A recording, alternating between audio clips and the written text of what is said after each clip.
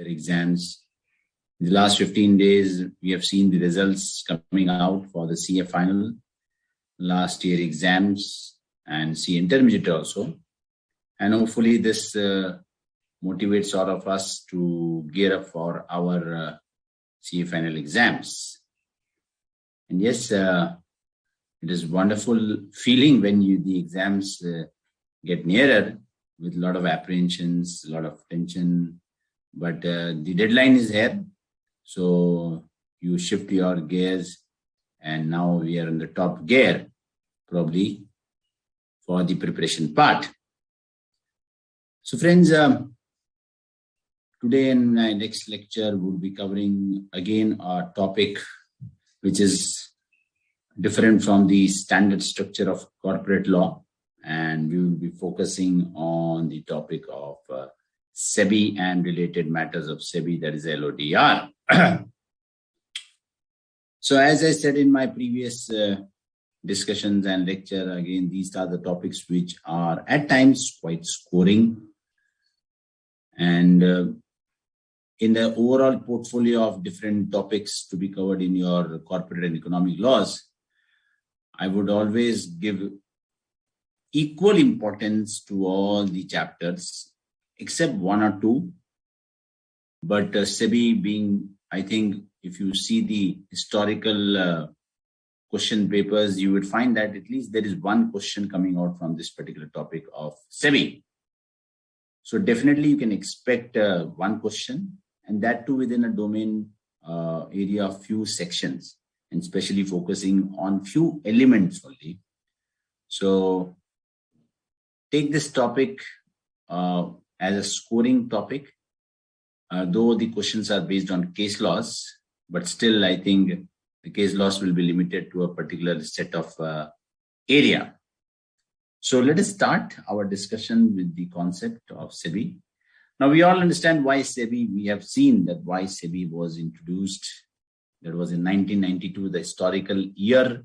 And in the last 2 years, this particular year has been glamorized in the OTT platforms with that Harshad Mehta web series. So after that scam which happened, which rocked the capital market in 1992, this regulatory agency came into picture. And thereafter, SEBI has done fairly a good job in regulating the stock market. Obviously, when a law is, when an authority is framed, it has some initial teething problems, and gradually the development happens, evolvement happens. And today, if we see SEBI as a regulatory agency, probably we are all satisfied as an individual investor that yes, there is someone to look after the procedures, the process, the operations, the transactions happening in the capital market. So any regulatory authority is a consequence of a particular scam or introduction of a new act. So SEBI was a result of a particular scam where people violated the process of investing in capital market, assuming that there was no one to look after the process, the transactions, and we would carry on the process on our own, and nobody would question that particular process. And we all know that if a scam or any action which is not good in the eyes of law, if carried further beyond the limits, that is always a trap set for you. So this is the background that why SEBI was introduced. And we all know that SEBI is basically trying to cover the broader capital market. So when we talk about SEBI, friends, it's not only about a board which is being instituted. I think SEBI, after being introduced, has brought within its network a lot many stakeholders. Stakeholders in the sense people who are related to the stock market probably are under the net of SEBI. So initially, if it was only the capital market, the stock exchanges and the brokers, Later on, all the related stakeholders, agencies associated with all stock exchanges, stock brokers, and investment in the stock market were brought under the framework of SEBI. So if you understand the whole capital market, friends, we all know how does the capital market works and who are the people who are involved in the stock market. But again, just to segregate the whole process, whole framework, I would put it into 3I. 3I who are part of all these framework. The 3I are the issuers, intermediaries, and the investors. Obviously, as an investor, I do not have any direct relation with SEBI. But yes, if I want to inform something, take action, or file a complaint, then the investors will come into picture. So we have the issuers. Issuers means, let's say, the corporate, the listed companies. They are the issuers who issue instruments in the capital market in the form of equity, debt, preference shares, whatever. So they are the issuers who are under the framework of SEBI. They need to comply with all the requirements mentioned in the law.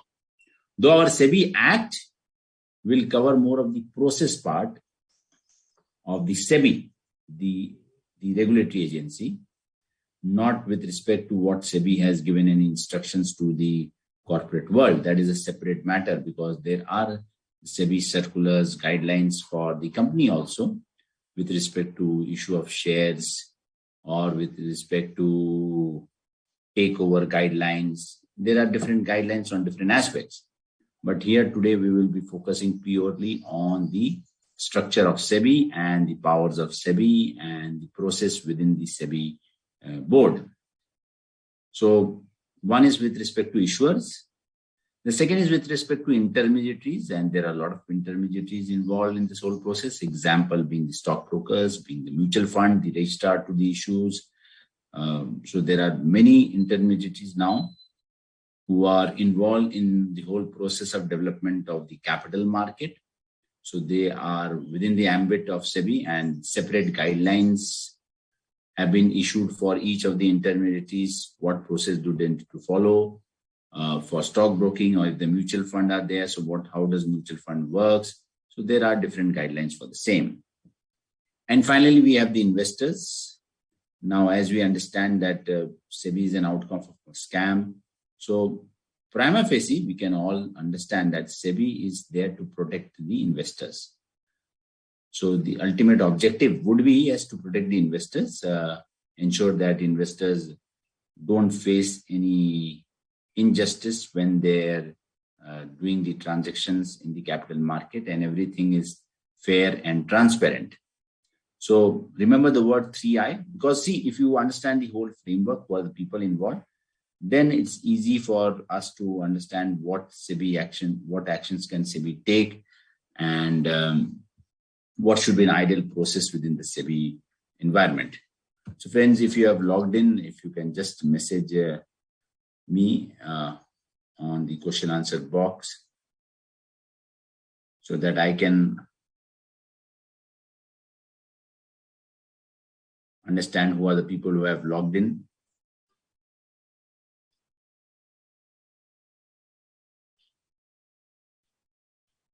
So with this background of the framework of SEBI and who are the people involved, we'll discuss the intermediaries later on also.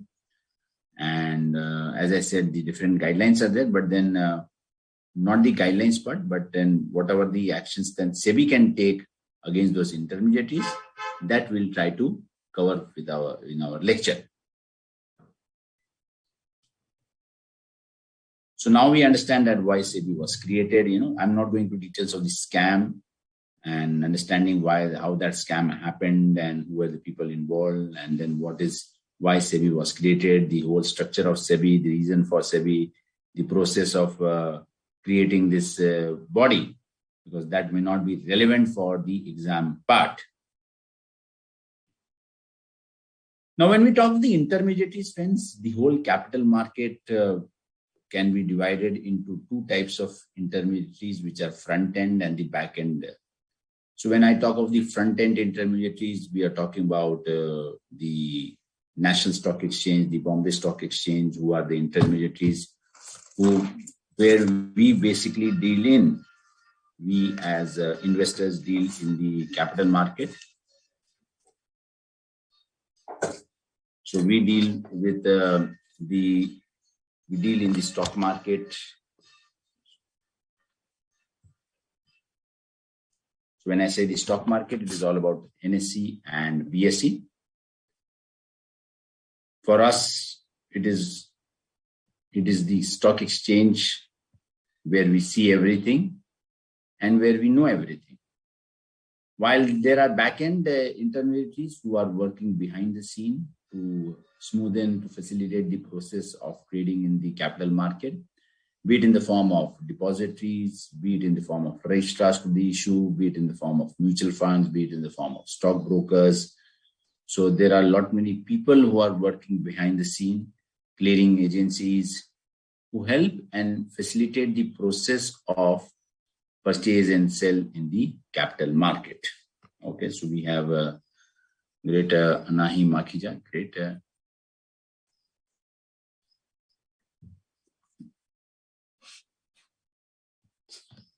So if there is any question with respect to the working of the stock market, just please let me know, because that is purely a different angle.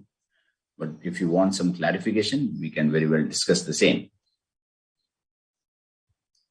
So the focus of SEBI would be primarily to regulate these intermediaries, majorly to regulate the intermediaries. We cannot regulate the investors, right? It is very difficult to regulate the investors. So majorly it is to regulate the intermediaries. And therefore, for each intermediary, as I said, there are different set of rules and regulations. So our focus would be on the board, and the focus would be more on the functions and powers of the board. Because maximum question will be asked from this particular topic of functions and powers of the board. And then the smaller provisions of SAT, the Appellate Tribunal, and the methods of recovery by board. But first, let us understand the constitution of the board and how the board will function once it is constituted. Who are the people involved in this authority, and who can qualify as the chairman of the board? So the preamble, as I said, the document which was created to bring in this body or board, as I said, it is what majorly was to protect the interest of the investors and to regulate the intermediaries. But simultaneously, it was thought that yes, this could be one angle. But then, to protect the investors, probably we need to develop the stock market, the securities market. So therefore, SEBI came up with many measures to develop securities market. And when you read newspapers, when you see TV, then you will find that in many cases, the word SEBI comes in, because SEBI has been promoting the capital market, trading in the capital market heavily, and asking investors, yes, if they want to invest, they can, but subject to risk and subject to all the process. So a lot of development activities have been taken by SEBI to protect and create awareness among the investors. And obviously, development activities with respect to the stock market.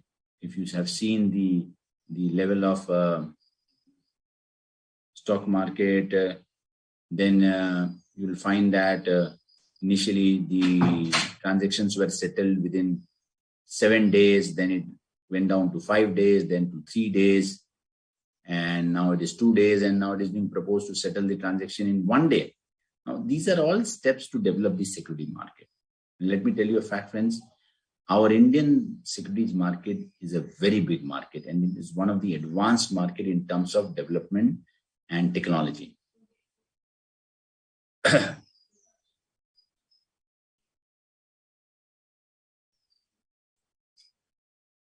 So establishment of SEBI, it has been established as a body corporate. So the legal structure has been defined. that it is termed to be a body corporate, because obviously every authority has to be given a legal structure. So if I want to file anything against SEBI, I should know what is SEBI per se, and under which particular act we can file a case against SEBI. Head office at Mumbai for obvious reasons, because the capital market is situated in Mumbai. That has been the center for all the capital market transaction. SEBI will be under the perpetual succession of a common seal, and power has been given to acquire and hold and dispose of the property in its own name. That means it is not necessary that the government will hold the property and then transfer it to SEBI. And SEBI can sue, and it can be sued in the name of SEBI.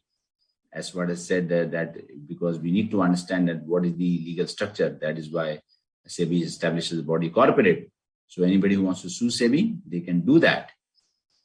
Along with that, we have regional offices of SEBI, and now we have SEBI offices located in cities also, where certain kind of activities are carried on at different cities by the SEBI offices.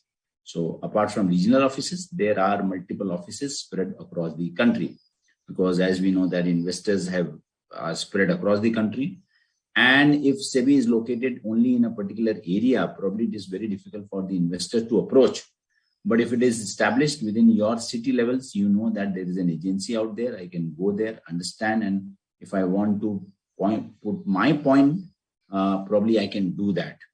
So that is why SEBI has reached to the customer through various offices established across the country. So this is the whole structure of SEBI, the establishment. Now, once SEBI came into picture, then the board has to be created. Board was to be formed. The constitution of board was done. And the SEBI board had different members along with the chairman.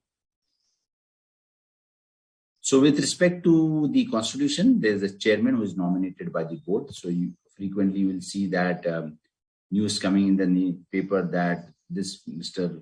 X person, Mr. Y person has been nominated as the chairman of the board. So it is done by our government. And I think the SEBI chairman,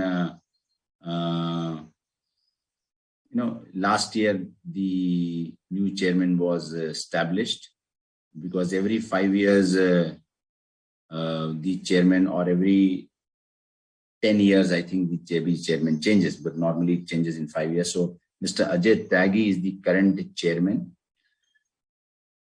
So nominated by the union government. Then we have 2 members who are officers from the union ministry, and 1 member from RBI, because of obvious reason. The RBI is again one of the agencies, the central bank, who are associated with the finances of our country. So they need to be out there as a part of the board. Plus we have 5 other members who are again nominated by the union government. So there's no such representation from the corporate world. And out of 5, 3 should be whole-time members. That means they should be fully dedicated towards this particular body, which is very much required, because SEBI being an active agency, and they have to be very watchful of all what is happening on a daily basis, because markets are open, I think 5 days a week. And if you see the overall number of days of working, it must be working around between 200 to 250 days in a year, which is sufficient for the board to be active throughout the year. Now, with respect to the members, the eligibility criteria, now this could be an exam question, friends, in terms of MCQ, or a direct question of 4 marks could be asked from this particular topic, though nothing technical about it, but yes, sometimes they may ask it. So who is the person who is eligible to be nominated by the central government? First is he should have having the ability and the integrity. So ability will be proven by the qualification, the experience, integrity by his track record of performing in the government cadres. So you check his integrity and ability. And a person who has been dealing in the security market or has got specialized knowledge and experience of law, finance, accounting, economic, and administration. So a mixture of all things, but more related to economics and finance. So if they think the person has this requisite qualification, then the central government may nominate that person to the board. So what we have seen that over a period of time, people from either RBI or finance ministry or similar kind of commerce ministry who have been involved in this whole process of cadre of IS are nominated on the board. So all the management, the superintendent's directions are vesting on the board of the members. So they will manage the affairs of SEBI. And all these powers can be exercised by the chairman also, except otherwise provided by regulation. If that minimum 50% voting is required, that is a separate issue. But yes, chairman has been given the powers to exercise the affairs of the board. So normally we do not say the word SEBI, but what we generally say is the board. So in due course of time, wherever we'll discuss, we'll mention the word board rather than SEBI.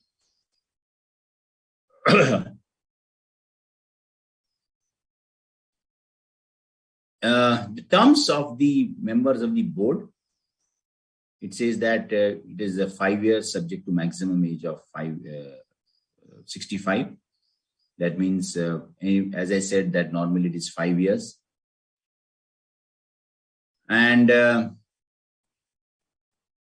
chairman and the other members shall have the right to relinquish office at any time before the expiry of their tenure by giving a notice of 3 months in writing to the central government. So that's an exam question.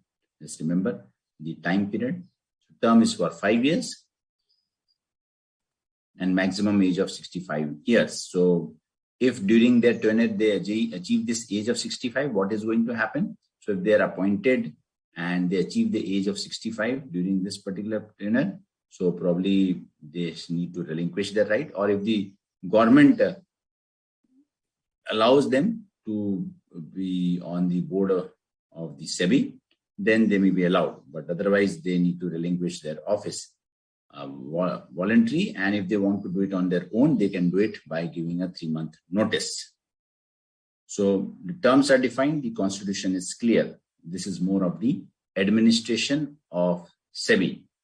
Terms and the constitution. Remember constitution, chairman, 2 members and 1 member of RBI and 5 members nominated by the Government of India. So in all we have around 9 people. In all we have 9 people on the board of SEBI. Minimum 9 people on the board of SEBI.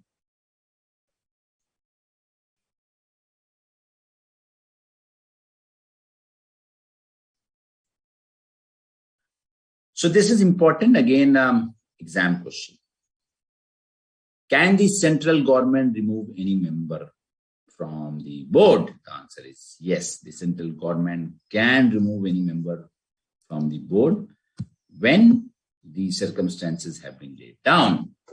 So they can be removed when he has been declared insolvent by any court. So you must have studied the IBC code where personal insolvency will become applicable in due course of time.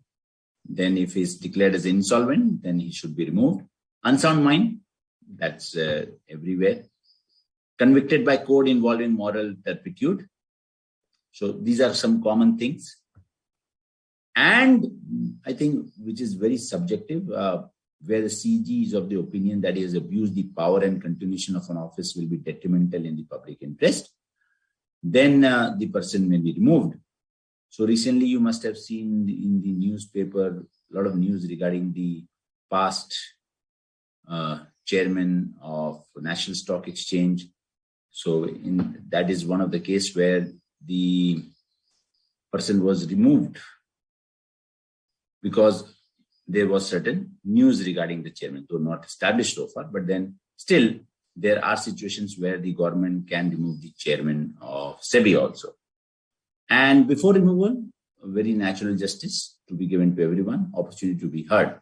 So remember, this is important. CG can remove, and these are things very simple. This you need to remember. When he has abused the power, and continuation of office will be detrimental to the public interest. So again, very simple, nothing complicated about it to remember. But yes, please remember all these smaller points, friends. And as I said, if you cover what we have discussed in our previous lecture, that is the coverage of miscellaneous provision. We had discussed that. We're discussing SEBI. This is again very important. And I have covered very small aspects in my previous lecture. Small topics which are very relevant for your exams, like 447, like dormant companies, inactive companies, strike-off companies, nidhi companies, government company. I think these are small topics which you should be covering and scoring good marks. So this is, I think the other topics would cover at least 20 marks of your whole course, and 20 marks we all know is very relevant. So focusing on these 20 marks, because this is the tail end of your portfolio. When I say the portfolio of our company law subject, so if you see any portfolio, probably the tail end of the portfolio has the ability to make your marks go beyond the particular level. So if you're targeting 50, I think if you concentrate on all these topics, your marks will jump from 50 to 60. That's what the theory of covering the tail subjects are there. Okay, simple example, a group of complainants have alleged that Mr. Goyal, a member of SEBI, has pecuniary interest in some of the cases that came up before the board, and that he misused his position and therefore he should be removed from the office. The complainants seek your advice. So if this has been established that the person, the board member, has some interest in some of the cases, for example, let's say if a case has come in front of SEBI where one of the board members was the director of that company, and being a director of the company, he might have misused his position in the board to give favor to that particular company in terms of any decision taken by SEBI. So when the group of complainants, like the investors, come and file a lodge a complaint, then CG, after doing necessary inquiry, is of the opinion that he has abused his power and position which are detrimental to the public interest, then he may be removed. So that is the answer which you have to give. And obviously, with a caveat, you should always write it down before removing. An opportunity to be heard to that person should be given.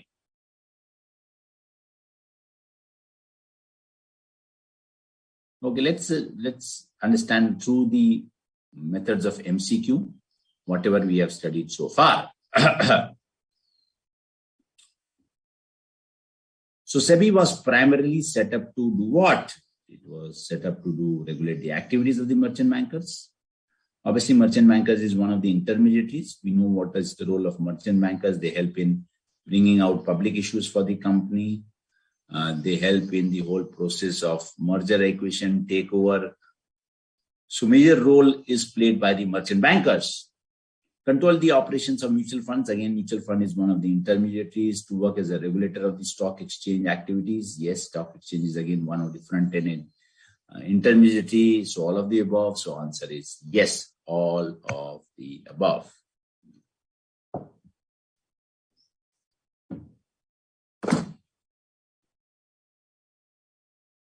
So the board consists of how many members from RBI? We have discussed this, friends. Remember, again, one member from RBI. As I said, total 9 members, 5 nominated by union government, 2 from union ministry, and then we know one is the chairman and one is the member from RBI.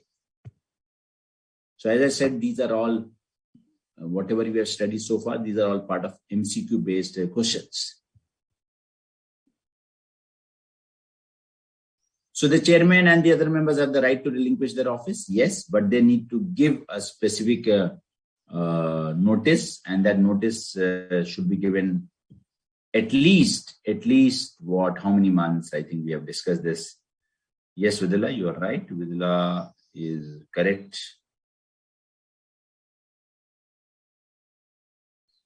So we need to give notice of how many months? 3 months. Okay, we can hold office till a period of, again discussed. I think we all know now that for how many years can we be the members of the board? It is maximum 5 years.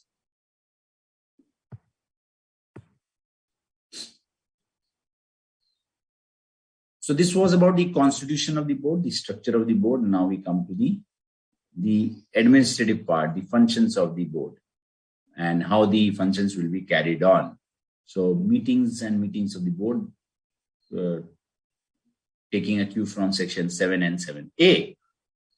So the meetings of the board will be happen at such time and places where for that regulations have been made under section 30. So section 30 gives the power for framing rules and regulations for conducting the meetings. During the meeting, if the chairman is not there, not present, then any member can preside over a meeting after the member is selected. Within the members, they can select the chairman. And all matters will be decided by majority vote, and the chairman has got the casting vote. And members who are interested in a particular vote should not participate. A very simple way of conducting a meeting, no complication involved. Now, this is important, friends. This is important aspect which one should remember. It says that if there is any vacancy, as a law, we all know that there should be 9 members of the board, with 3 nominated, 1 from RBI and so on. And person of requisite qualification experience should be nominated in the board. So if there is any vacancy in the board, it will not invalidate the acts of the board. So during that vacancy, if the board has taken certain decision, nobody can argue because there was a not proper constitution of the board, so therefore this decision is not valid. It will not be allowed. Or if the board was fully constituted, but one of the members was not eligible to be appointed because of certain disqualification, then also you cannot say that the actions of the board, acts of the board are not to be validated. No, that is not allowed. So vacancy is not to invalidate the acts of the board, any defect in the constitution of the board, in the appointment of any person. So any defect, that means the government has appointed 4%, 2% from RBI, which is not allowed. It should be only 1. The person was not qualified, but in spite of that disqualification, he was appointed. Any irregularity in the procedure of the board, that means the way the meeting was conducted.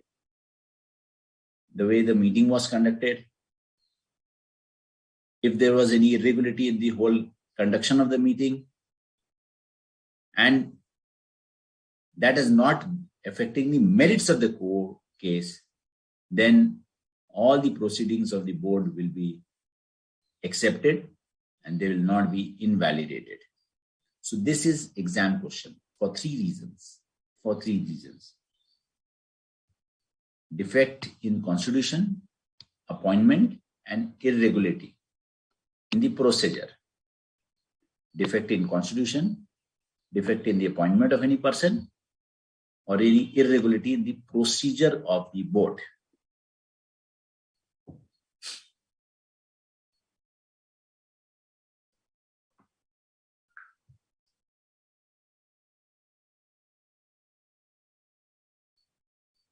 So here's another MCQ, if you can answer it.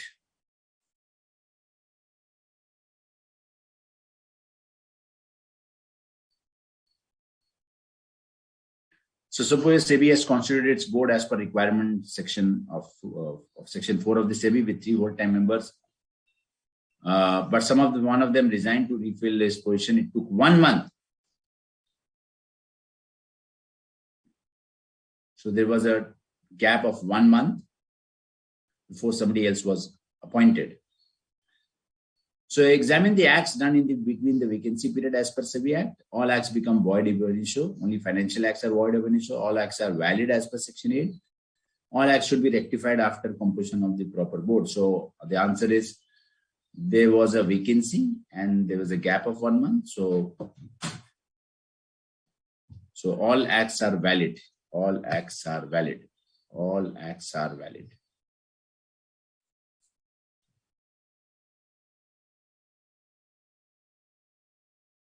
So this was about the more of the administrative part of SEBI, friends. Administrative part of SEBI. Now let us go ahead and understand the powers and function of SEBI. Now this is the area where most of the questions are asked. Powers and functions of SEBI.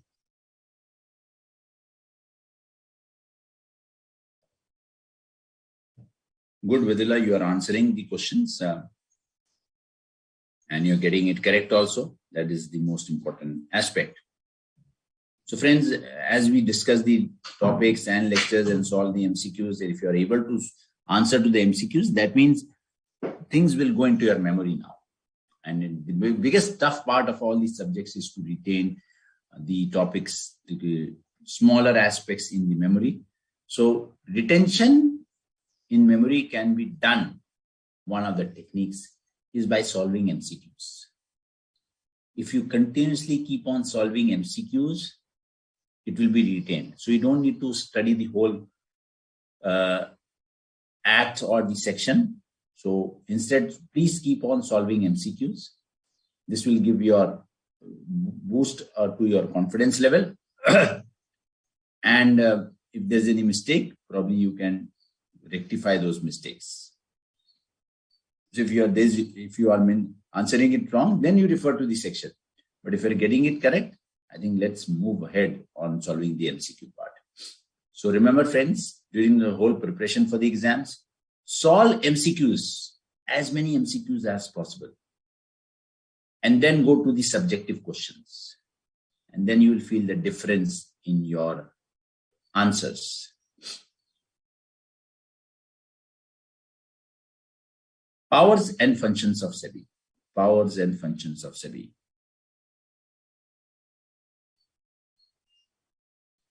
And this section 11 is the heart and soul of the act, friends, because from here the powers emerge. Powers and functions emerge. And probably because of this section, SEBI is recognized as one of the very proactive agencies across the board and very powerful agency. And frequently read in the newspapers, if you search cases at SEBI, you'll find n number of cases pending at SEBI, filed at SEBI, and SEBI taking decisions against those companies. And as I said, the overall objective is to protect the investors and promote the security market. So at the end, you should always include this line. When it comes to any case study with respect to SEBI. So protect the investors, promote security market. Protect the investors, 2P, protect, promote, protect, promote. Remember the word 2P, protect, promote, protect, promote. This should be always a part of your answer when it comes to a case-based scenario under SEBI, or if section 11 is referred to. So 11, 2P, 11, 2P. And if you add more 2Ps, preventive and punitive. Preventive measures, as I said, in not many cases we have seen SEBI taking punitive and preventive measures, coming out with regulations so that nobody violates the process of doing transactions in the capital market. And if somebody has violated, take punitive actions. Now you would be wondering, sir, punitive actions are so many, but does actually SEBI take any punitive measures? The answer is yes. Again, as I said, if you Google out the cases, penalty measures taken by SEBI, you will find a host of cases where SEBI has imposed penalty on company, has imposed penalty on brokers and other intermediaries for violating the process to be followed by them. So 4P, remember 4P, Section 11, preventive, punitive, promote, and protect. So if you are able to recall these 4P, I think you will get an understanding of Section 11. So what we can do is to give we segregate the powers into different areas, where we have general powers, then the civil code powers, which originate from the Civil Code Procedures Act, the penal powers, which is again one of the highlights of SEBI. Then you must have studied in the Securities Contract and Regulation Act, where additional functions are given to regulate the prospectus to be issued by companies who are planning to come out with public issue.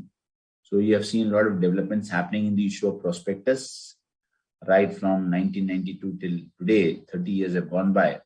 And I think the prospectus has been redefined, redesigned at every point of time, with a lot of disclosures coming in by the company. And that is why, because SEBI has been giving necessary directions under SCRA Act to disclose all detailed and minute information under the prospectus which has been filed for raising of funds from the capital market. Along with the penal provisions, we have the power to investigate seizes and desist proceedings. This is important. Again, something different. Seize and desist proceedings.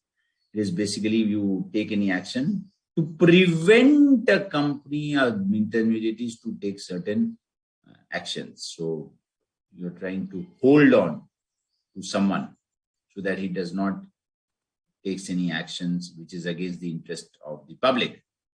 And then normal powers to issue directions in certain cases. So our major focus will be on this,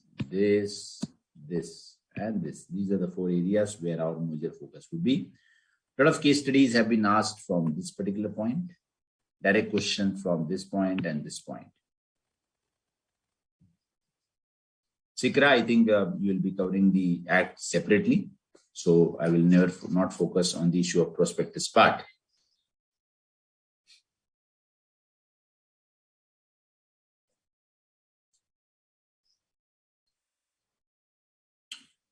So when I say powers with respect to what? So powers with respect to registering and regulating, both, friends. So it is 2R. So if you see, this is RRP.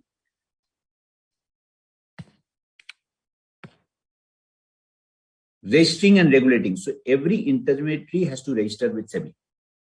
Every intermediary has to register with SEBI. And regulate what? Regulate the businesses at the stock exchange or any other security market. There are regional stock exchanges, so we need to regulate that. And also regulate the acquisition of shares. Remember the SEBI takeover guidelines? I hope you must have covered the SEBI takeover guidelines. If it has not been covered, it may be covered. And one of the important guidelines issued by SEBI, this is applicable when we know that when a company wants to acquire any other company by purchasing shares from the capital market. So when they want to purchase shares from the open market and take over some other company.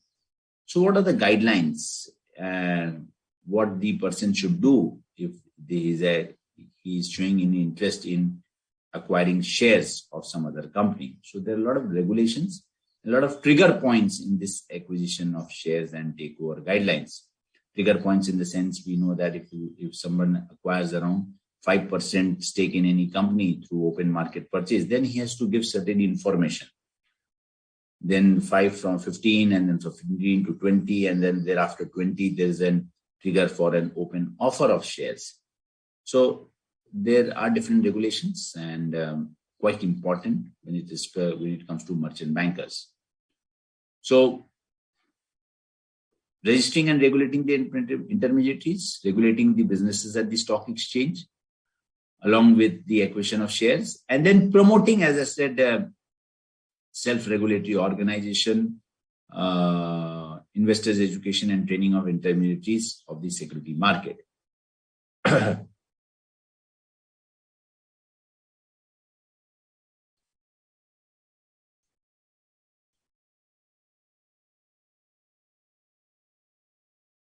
Now the powers from RRP, from regulating,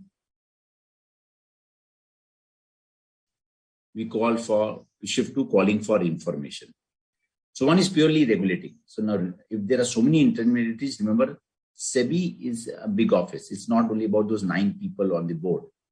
SEBI has got many employees who are working because they need to regulate many intermediaries.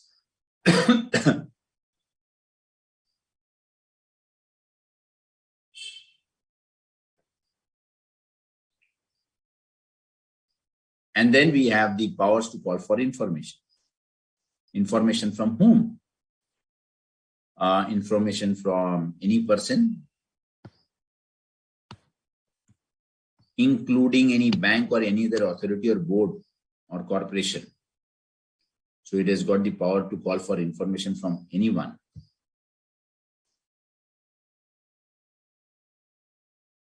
Then furnishing information to other authorities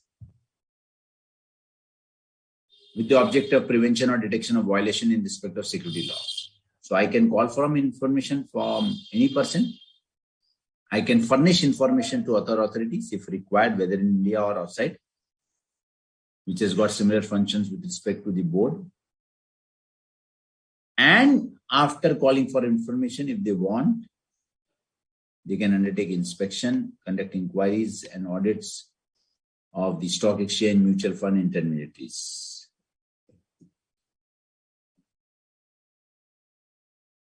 So, calling for information, furnishing information, and conducting inspection or audit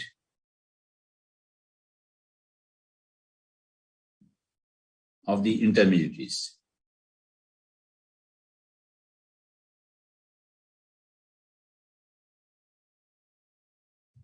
Now, there's a word which is coming that is known as self-regulatory organization. Now, there are many self-regulatory organizations which has been created in the security market.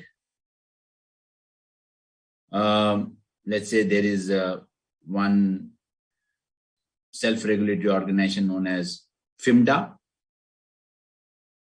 That is for the Fixed Income Money Market Dealers Association.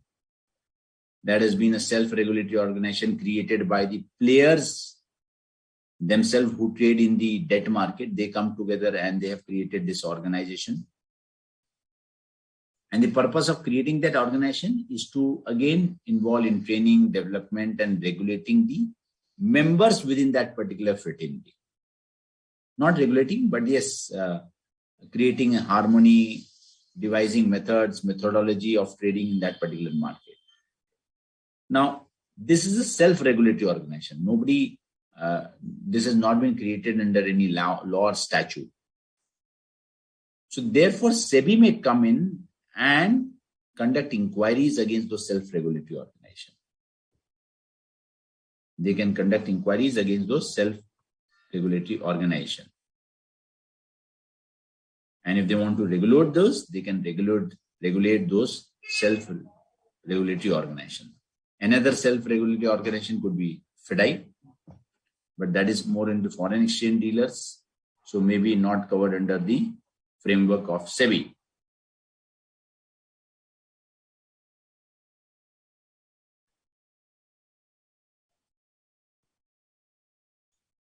Apart from that, we have seen RRP and information, calling information, furnishing of information, conducting inquiries. There are other powers of levying fees or charges for carrying out the purpose of this section, conducting research, calling from or furnishing to any such agency as may be specified by the board such information. So here it was furnishing information to other authorities who are in the same line. Now here it is to provide information to any agency. So these are some general purpose definitions of powers which are given to the board. But remember, RRP and more with respect to information, inquiry, and investigation. So RRP and III, RRP and III, RRP and III.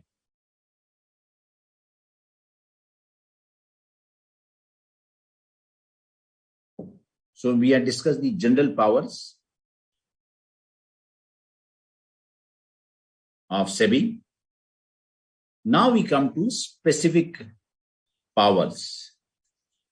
This is an exam section, 11.2a, with respect to inspection of books. We know that there is a general power given to SEBI to undertake inspection and conduct inquiries.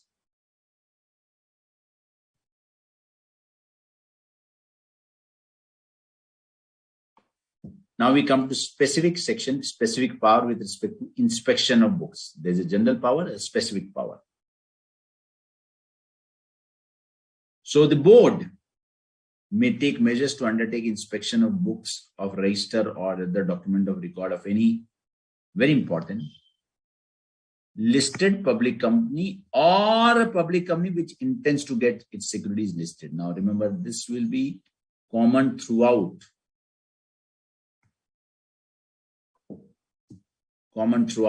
Where, so you need to write down in all the sections which relate to 11 with respect to inquiry.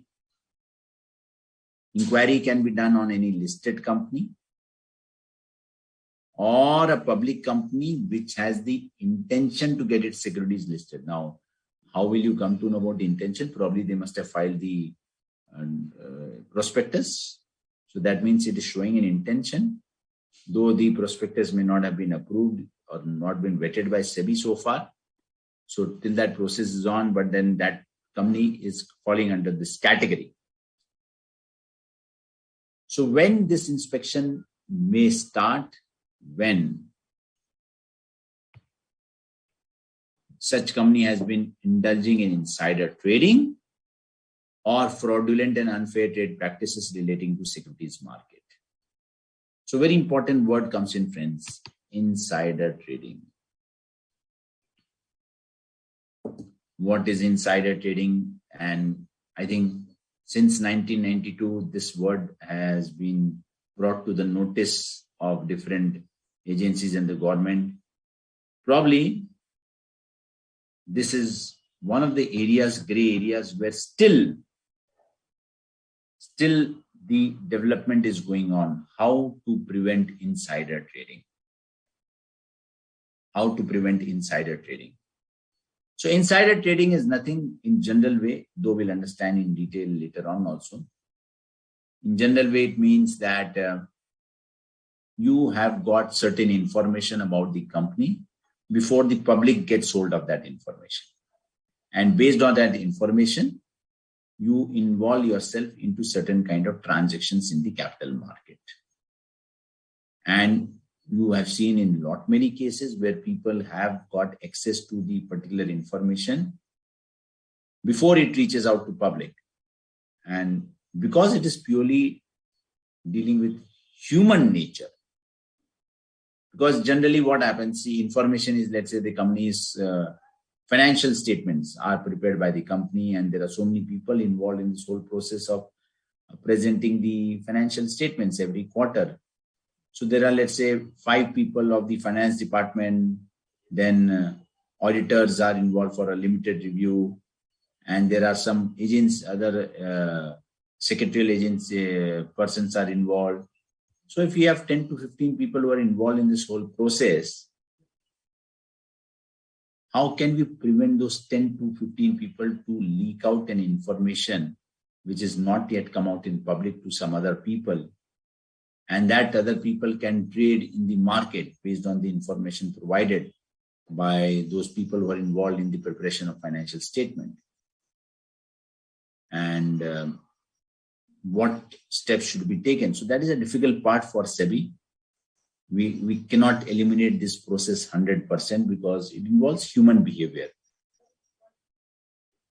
But anyway, so insider trading is if it is being done by the company, then the board may take measures to take inspection of the company.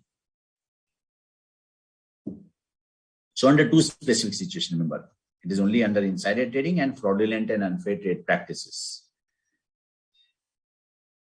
This is general, friends, civil court process powers which has been given to SEBI. So because you are going for inspection, inquiry, then the person has to support. So SEBI should be given certain powers to exercise to ensure that the process goes on smoothly. So under the civil code powers, under 11.3, the same powers had been delegated to SEBI, that they can summon and enforce the attendance of person, production of books and accounts may be required, inspection of books, register and other documents of any person and listed company or to be listed should be allowed, issuing commissions as per examination of witness or documents that should be allowed, because when you call for the person, you summon him and then he answers to your question, then you record all those inquiry, and then based on that inquiry, we can issue further commissions or notices to people. So that is allowed by virtue of the civil power. So instead of writing down again those powers, it is simple that whatever civil court powers have been given in the Civil Court Act, Procedure Act, the same kind of powers are given here to SEBI.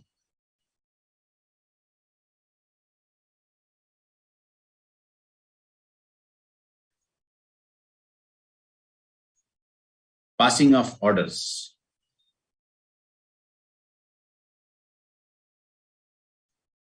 Very important for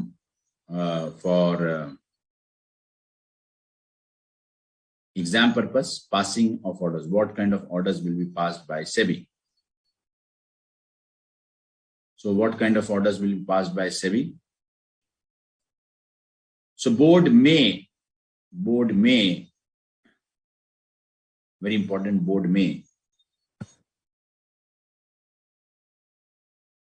for reasons to be recorded in writing in the interest of investors or security market, take the following measures.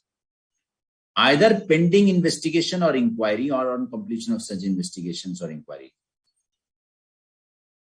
That means they can pass interim orders. So what are the orders which are passed?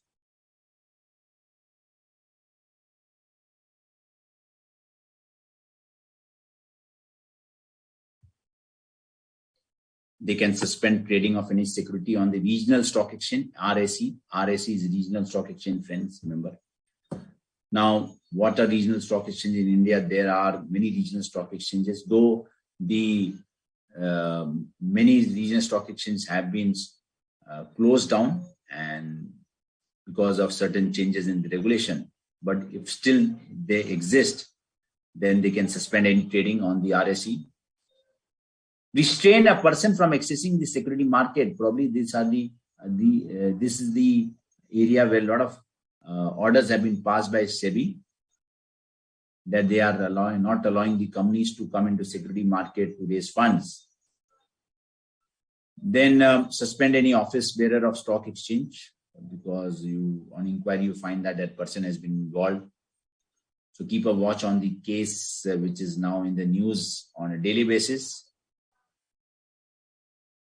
Impound and retain the proceeds or securities in respect of any transaction. So if they find that this particular transaction is not as per law, then whatever shares have been traded or whatever amount of transactions done with respect to those transactions, they can retain those amounts. That is again a very serious one.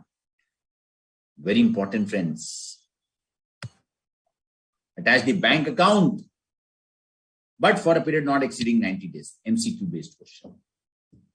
Attach a bank account but for a period not exceeding 90 days, that's an MCQ based question. And they can give further directions to any person associated with the secondary market not to alienate, dispose of any asset during the investigations are on.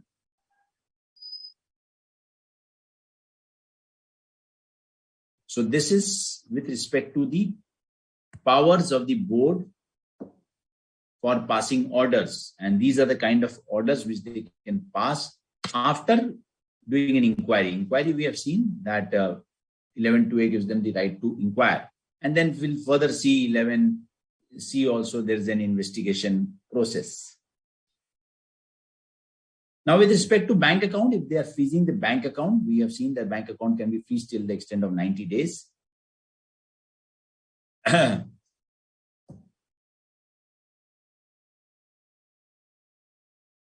Which bank account can be attached? That only bank account or accounts or any transactions entered therein, so far it relates to the proceeds actually involved, shall be allowed to attach. So where not all the bank accounts, only those bank accounts where the proceeds because of certain transactions in the capital market are being deposited, those bank accounts will be attached. Otherwise, what may happen, they may attach all the bank accounts, which may prevent that person to do any personal transaction, business transaction, which should not be allowed.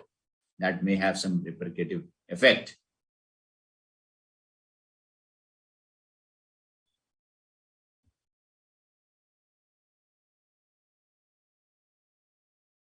Okay, so SEBI received complaints from some investors. So some investors come together, file a complaint.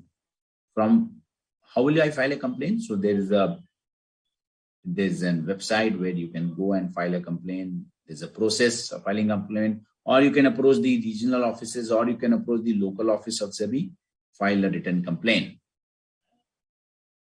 That some brokers are indulging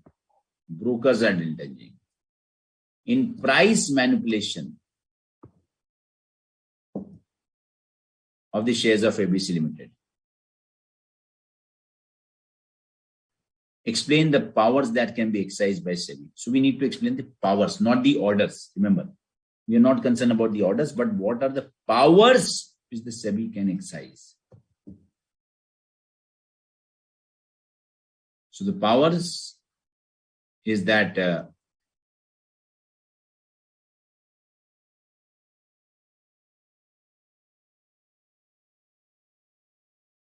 they can call for information, and they can undertake inspection, conducting inquiries of stock exchange, mutual fund, or any other person associated with the security market. So these are the two powers which the SEBI can exercise because of a complaint made, because they are involved in price manipulation. Price manipulation.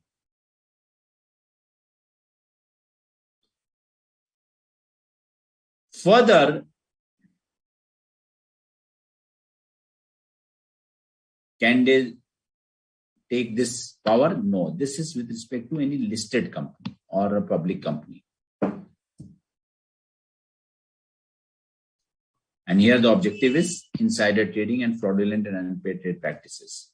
So general powers will be exercised by the board.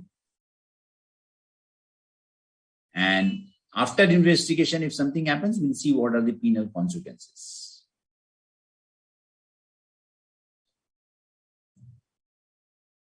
SEBI has undertaken inspection of books and records of Dawn Limited, a listed public company. So this is by virtue of this section. 11(2)(a). Inspection of listed company or public company.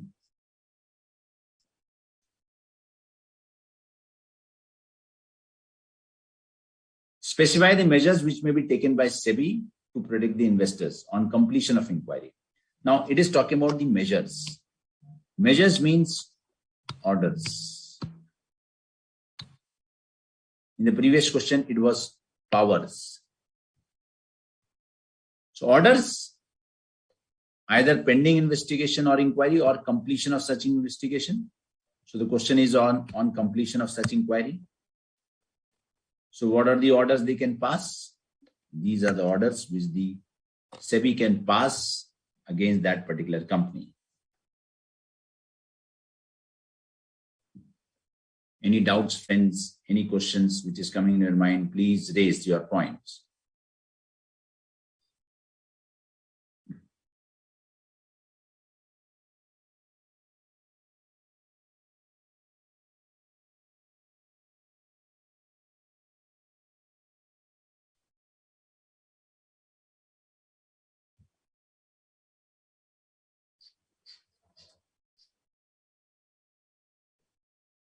MCQ based question.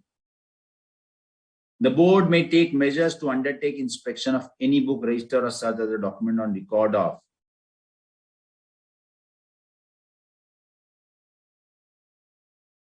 So is it all public companies? No. Only listed? No. Only unlisted? No. All listed public companies and public companies which intend to get listed. Please remember this, friends.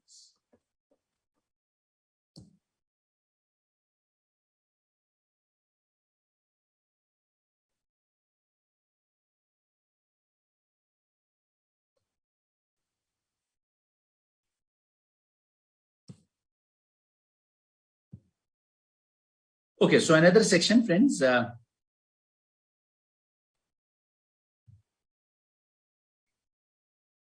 With respect to prospectus. Though prospectus is covered under SICRA, but then powers with respect to any prospectus are being given out here.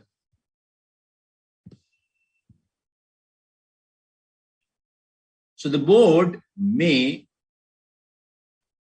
for the protection of investors, specify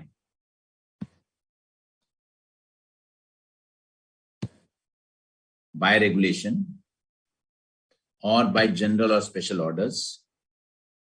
By regulation, they will specify the regulation, the matters relating to issue of capital, transfer of securities, and other matters, and the manner in which such matters shall be disclosed by the company. So remember, issue of prospectus is covered under a different regulation, but the powers originate from 11A.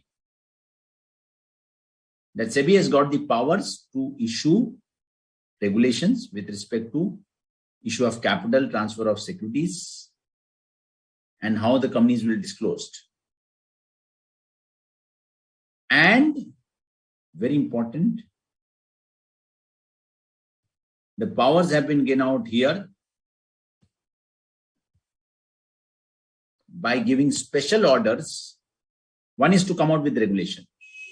Second is to issue orders prohibiting any company from issuing prospectus, any offer document, making a public advertisement, or specifying the conditions subject to which the prospectus may be issued.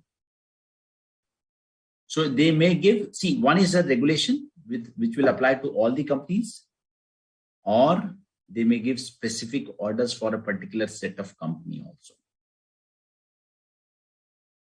This is with respect to prospectus, very important. It could be asked as a theoretical question in exams, that from where the powers originate to the board for giving regulations, for specifying regulations, or if required, any specific order for issue of prospectus for a particular company. See, 11A gives us that power of to the board.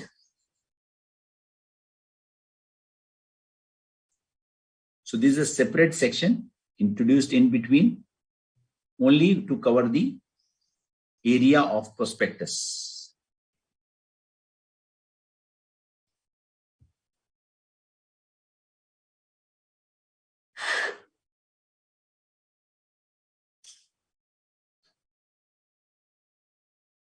This has been frequently asked in exams, power to issue directions. Frequently asked in the exams, power to issue directions. So after the inquiry, it has been done. See, it is directions.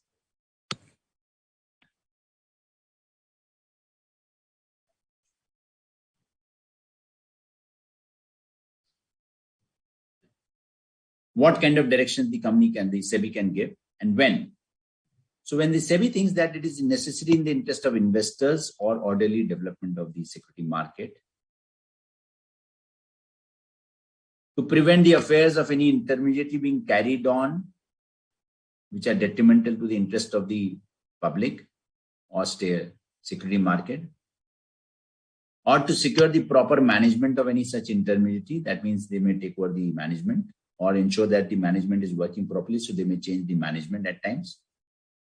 So for these three purposes, the SEBI can issue directions to any person or class of person referred to in Section 12 or associated with the security market. Section 12 basically refers to the intermediary part, or to any company with respect to matters specified in Section 11A. 11A, we have just covered prospectus.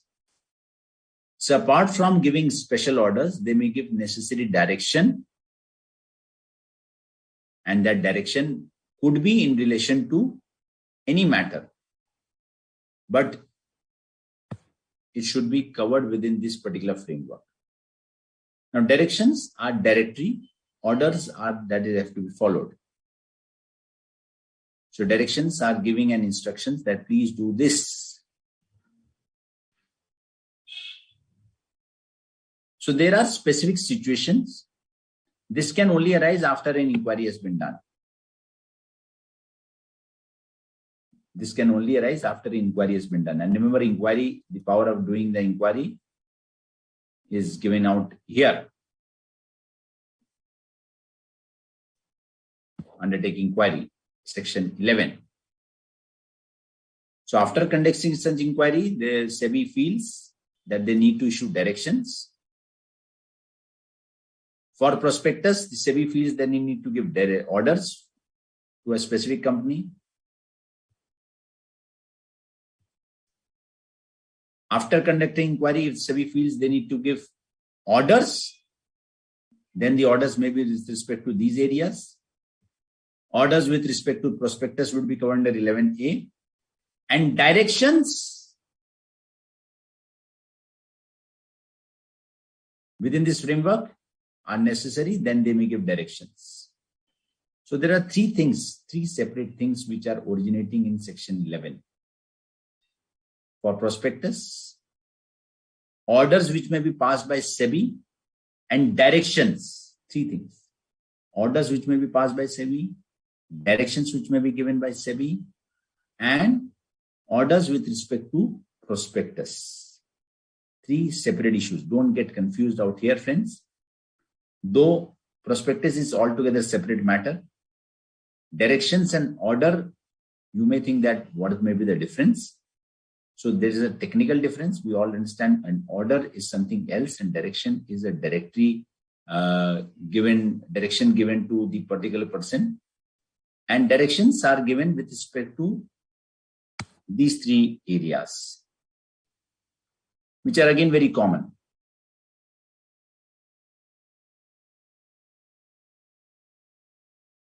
So 11 gives general powers. First, remember RRP.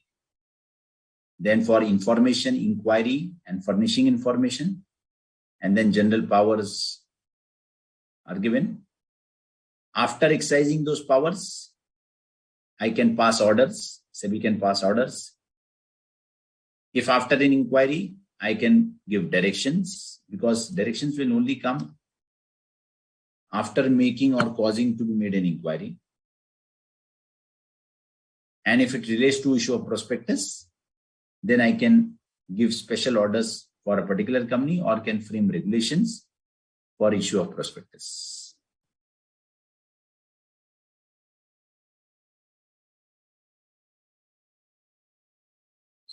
Under SECRA Act, again, additional powers, that is under SECRA, but then we're just trying to point out something here.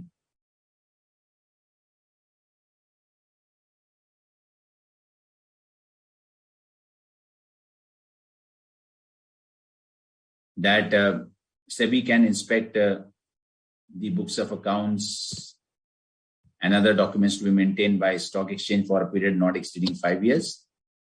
That means here the power has been given to SEBI for verifying the books of accounts of the stock exchanges. Verifying the books of accounts of the stock exchanges.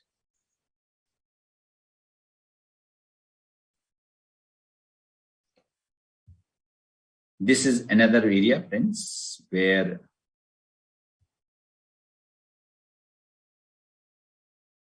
a lot of discussion have gone with respect to this word collective investment scheme, CIS, collective investment scheme.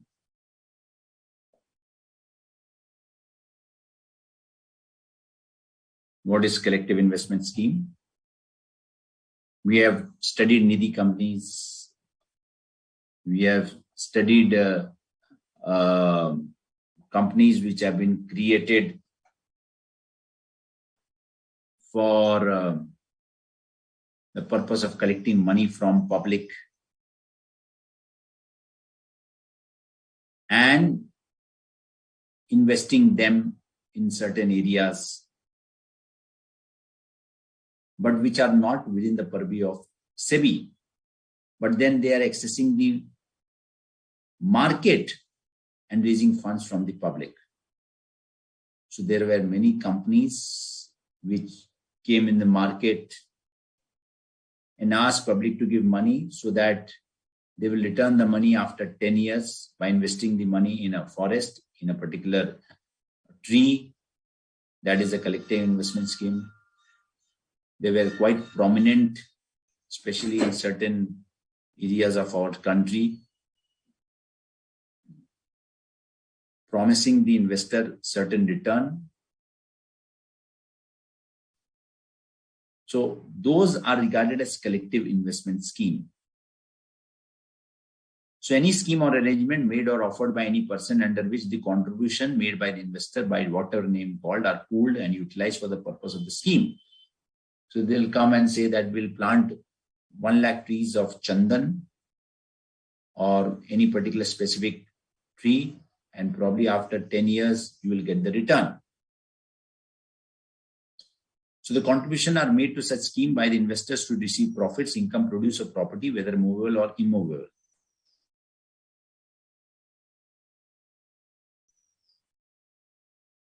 And the property is managed on behalf of the investors. As an investor, I don't have the control over the management and the operations of the scheme.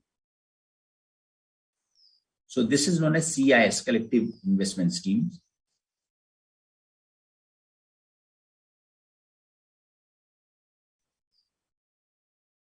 And there is known as a deemed CIS, any pooling of funds which is not registered with the board. So the collective investment schemes, though not falling under any company, neither listed or not do intend to get listed, but because they are raising funds from the public, they need to register with the board. And any pooling of funds, if not registered with the board, involving a corpus of more than 100 crore shall be deemed to be a collective investment scheme. So there is one collective investment scheme which is defined, which has to be registered with the board. And if you are not registered with the board and involving a corpus of more than 100 crore, they will be deemed to be collective investment scheme. So why this definition has been brought in out here is to bring them under the net of SEBI, so that SEBI can regulate these collective investment schemes. So again, there are separate regulations for this collective investment scheme, though the definition has been brought in here, because here the powers have been given or the authority has been given to the board to regulate that. That is why the definition of collective investment scheme has been brought in here. Now, which are not collective investment schemes, which are exempted? So this could be asked in the exams. There could be two possible questions. One is the definition. So definition we have seen. So this is the definition, where contributions by what a name are pooled. Then they are party to the income, produce, or property, but they are not managed. They do not have the control, but managed by someone else. So which are exempted? So cooperative society, because they also are formed where they bring in people, people contribute for a particular objective. They are not covered here. Deposits which are accepted by NBFCs, insurance, pension schemes. Again, these are businesses where we collect money from the public. Deposits under Section 58A, deposits falling within the chit fund business, contributions made for subscription of mutual funds, or any other scheme which the central government may notify. So that was collective investment scheme plans. So remember 11, powers to the board for what? RRP, III. Because of that inquiry, the SEBI can pass orders. Then, because of that inquiry, SEBI can pass directions also. So orders and directions. And then with respect to two things, prospectus and collective investment scheme. Prospectus and collective investment scheme. This is what we have studied so far. Now we come to the investigation part. So there was inspection and inquiry. Till now there was inspection and inquiry. So there was no investigation. Obviously, what could be the possible difference between inquiry, inspection, and investigation? We all understand. Inquiry and inspection may not be an in-depth analysis of the books, while investigation is more in-depth analysis of the books. So investigation may be more serious, more intriguing, and therefore a separate section has been created to give powers to SEBI to investigate the matters. So when there's an investigation, there has to be grounds. So exam question. One is general power to inspect and inquire. That SEBI can do any day. You can receive letter any day. Being a chartered accountant, let's say as an auditor of a company, which of a stockbroking company or a mutual fund, then you may receive a general inquiry from SEBI that you are the auditor of the company. If you have any documents which are required to be produced, which you may think is necessary, then please submit those documents. Or this company has raised money from the public and public has lost money because you were the auditor. If you have any information, please submit those information.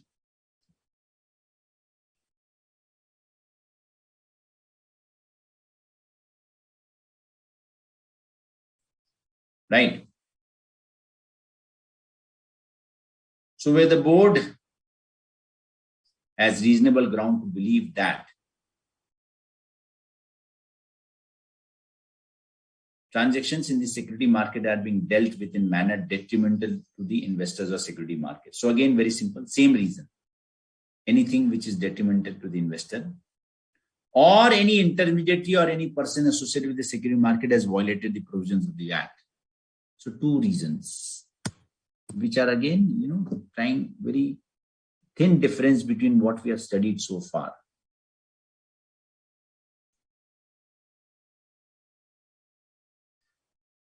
So if you recall what you have studied,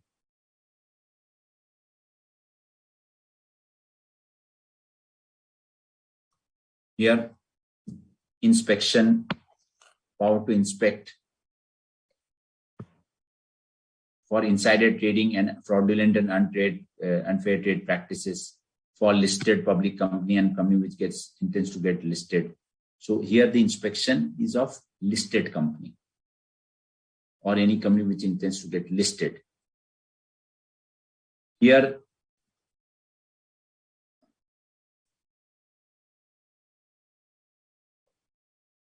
is the reasonable ground to believe that transaction in security market are dealt with a manner detrimental to the investor, or any intermediary or any person associated with the security market has violated provisions of the Act. So it was specific insider trading and fraudulent trade practices applied only to what? Listed and the companies which are intent to get listed, and their inquiry can be done. Inspection can be done. But here it is more broader where there's a general definition of manner detrimental to the investor, or there's any violation of the provisions of the Act. Then what will SEBI do? So these are two grounds of investigation. Then what will SEBI do? SEBI will appoint a person known as investigating authority. Maybe one of the members of the board or one of the employees of the board to investigate the affairs of such intermediaries or person associated with security market. So investigating authority will be appointed. Who will do the inspection? Again, it will be delegated to some person. Investigating authority may have got certain kind of grade. Inspection can be done by any employee of the SEBI. That may be a possibility.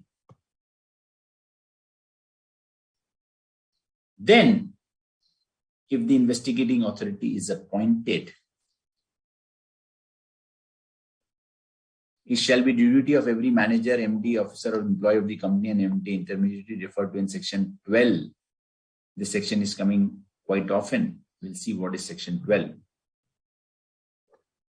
Or every person associated with security market to preserve and to produce to the investigating authority all the books, register, record relating to the company as the case may be, or relating to the intermediary of such person which are in their custody or power. So simple, the people who are involved with the company and the intermediary shall produce the documents to the intermediary.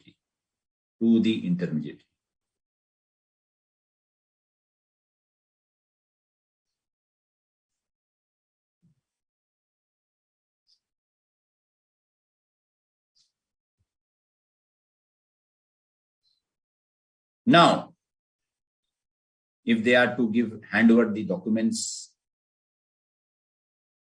to the investigating authority, then what can the investigating authority do? The investigating authority may keep in its custody any books, documents, exam question MCQ based for 6 months, and thereafter shall return the same to any intermediary or any person associated with the market by whom or on whose behalf the books were produced. If further on, if it is required, they can call it if needed again.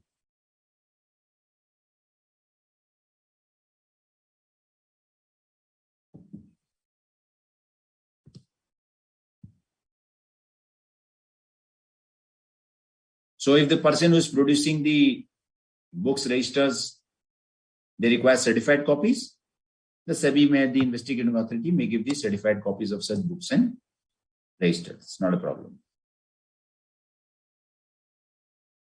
So remember, period for holding the books is 6 months. Period for holding the books is 6 months.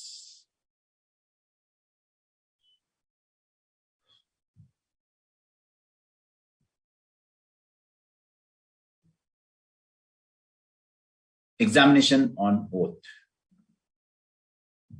That means because it is conducting an inquiry, the investigating authority can call that person and ask that person, please put your hand on this particular Gita and say that whatever you are saying, that is true and you're not hiding anything. That is examination on oath. So he may direct any person to examine on oath, any person associated with security market or the intermediary, and examine the person on oath on relation to the affairs of his business and administer an oath accordingly for the purpose, and may require any of the person to appear before it personally. So they may call the person personally and say that please say what you're speaking is true and you're not hiding anything, and they will record it in writing also. So notes may be prepared of any examination. Whatever questions you have asked and whatever you answered, notes will be prepared. Your question, your answer, your question, your answer shall be taken down in writing and shall be read over to, by, and signed by the person examined and may thereafter be used in evidence against him.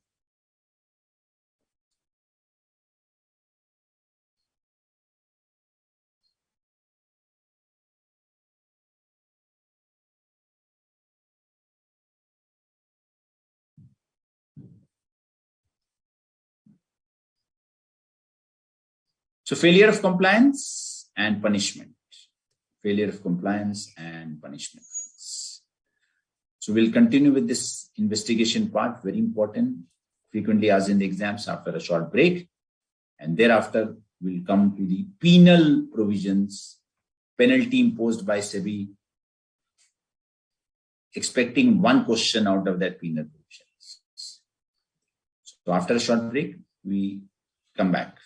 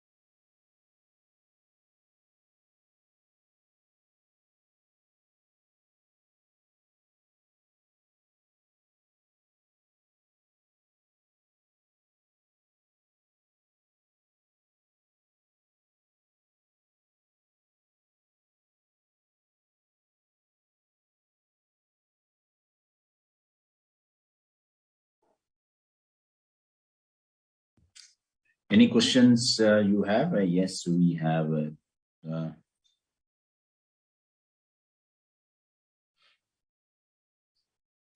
Yes, yes, Udala, they can be stockbrokers. They can be.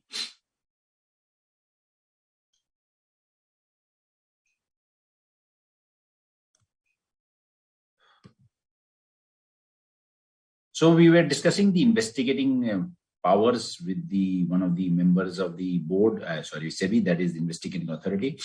So when he starts investigating and he's taken on oath and he does not comply with the regulations where he has to produce the books of accounts or any other document registered or furnish any information, or if he's been called to attend personally and he fails to appear before the investigating authority in person, or fails to answer any question of the authority, and if during the examination we know that the notes will be prepared, and if he is not signing that notes, then he shall be punishable.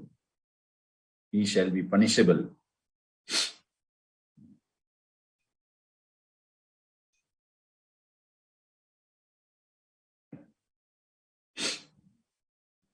He shall be punishable with imprisonment for a term which may extend to 1 year.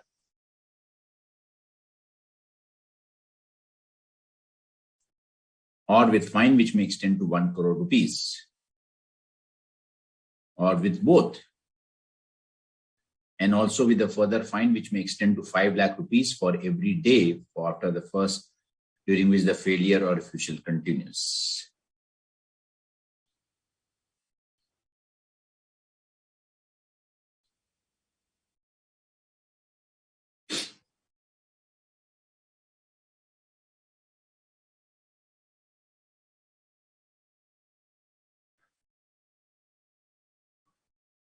So penal provisions, I think, difficult to recall, but then that is, you have to learn it for MCQ purpose. Now, this is again a separate question could be asked from this specific, the impounding or seizure of documents. We know that the documents have to be submitted, and the documents can be kept by the investigating authority for a period of 6 months. Or when the investigation is being carried on, he believes that the books and registers may be destroyed, mutilated, altered, or falsified, or secreted. When he feels that this may happen, then he may apply to the local magistrate to order the seizure of such books, documents, and record. So he may get the permission from the magistrate, the local court, designated court, and then may seize certain documents. For seizing of certain documents, if they require the support of the local administration or any police, then they can request the support of such person. Because for seizing, they need to enter to a particular premise and seize the documents. So when they want to enter, probably they may not be allowed. But because the police are there to protect them, so therefore this is very much required. When they go for seizing of the documents, they would need the support of the local administration.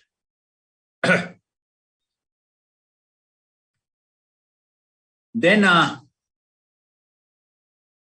after the order has been given, so they can go and seize the documents. Nothing to be discussed out here with respect to the seizure of documents, because this is more of procedural aspect to be followed.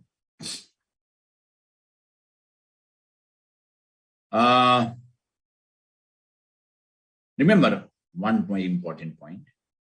For a listed company and for a company which intends to get listed, the criteria for investigation should only be two when it is involved in their insider trading or market manipulation. Other than that, if you find any reason, probably the seizure of documents cannot be done. This is important. This is mentioned in the exemption part. That if there is a seizure of documents of a listed company, it will only be subject to these reasons.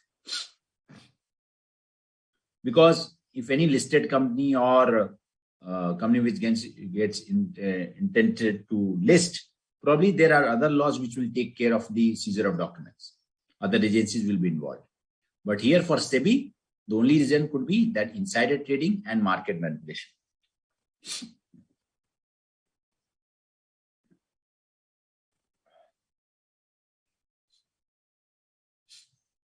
Now, once the impounding is done, the documents are seized. The documents will be seized and kept till the conclusion of the investigation.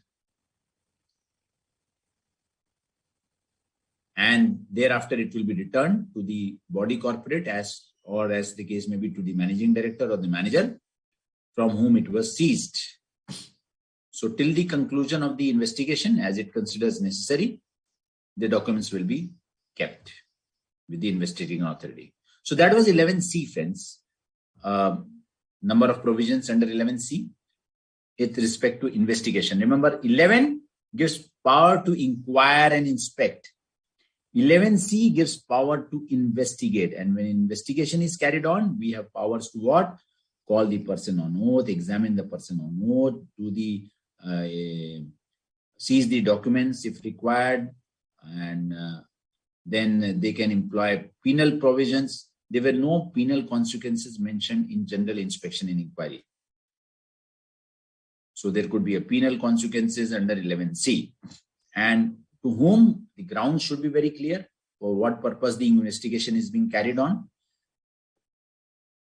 where the transactions in the security market are being dealt in a manner detrimental to the investor, and any person intermediary has violated the provisions of the Act, then only the grounds of investigations will be given. And the duties of the person after investigation is ordered on behalf of the corporate company or the intermediary agency. So investigating has got a high probability of being asked in the exams. Again, a very small but an important section of cease and desist proceedings. Now, during an inquiry, you may find that, okay, there was no mistakes which have been committed so far. Or there has a mistake. Or they may likely to violate any provisions. Then an order can be passed requiring such person to cease and desist from committing or causing such violation. That means they may try to prevent him from committing such violation. Or if the violation has already been done, they will stop him so that further violation is not done.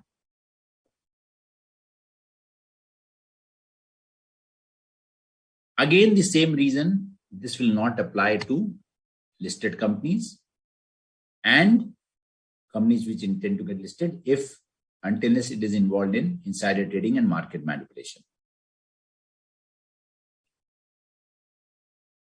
So cease and desist proceedings are basically preventing any person for taking any action.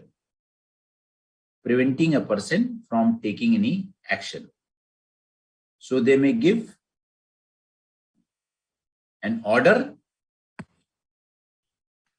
not directions, an order in writing that you will not do this act.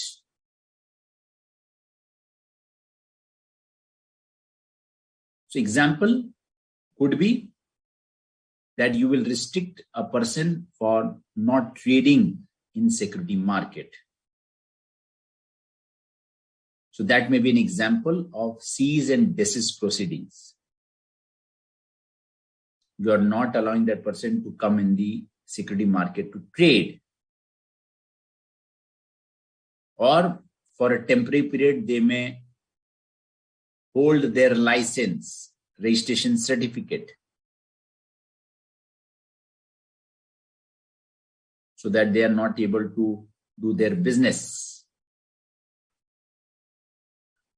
So these are the possible orders which can be passed under section 11A, because these are not specific. There are no specific thing. It is very general. So when there is any violation or expected violation, then they can do that. Now, if you see the powers, friends, one is inquiry with respect to prospectus, with respect to collective investment scheme, with respect to investigation, with respect to cease and desist. And as I mentioned, SEBI has got a lot of powers with respect to prospectus and acquisition of shares, takeover guidelines.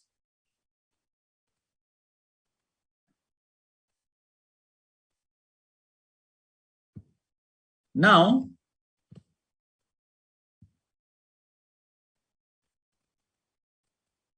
Section 12A was introduced very recently, where prohibition has been imposed on using of any manipulative and deceptive devices. Manipulative and deceptive devices. What is that manipulative and deceptive devices?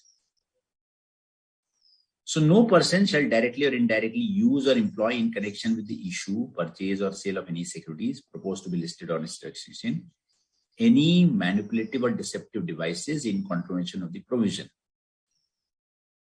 or employ any device, scheme or artifice to defraud in connection with issue of dealing in securities which are listed or proposed to be listed. Now, what does this mean? Device means device could be any instrument. A scheme could be any method, process. Artifice means to create an artificial structure which on the face looks A, but on the behind it is B. So the whole purpose is employing any device. Now, why that device is required? So technology has developed to such an extent, friends. You never know what is happening in this securities market, which are real-time transactions where even a second matters most, because let's say when Ukraine is being attacked by Russia, and the first person who gets this news where the Putin, the president of Russia, takes a decision to, put forward his army to Ukraine, and let's say you are the first person to get this news, and the moment you get the news, you start selling the stock, and you get this news only a second earlier than others.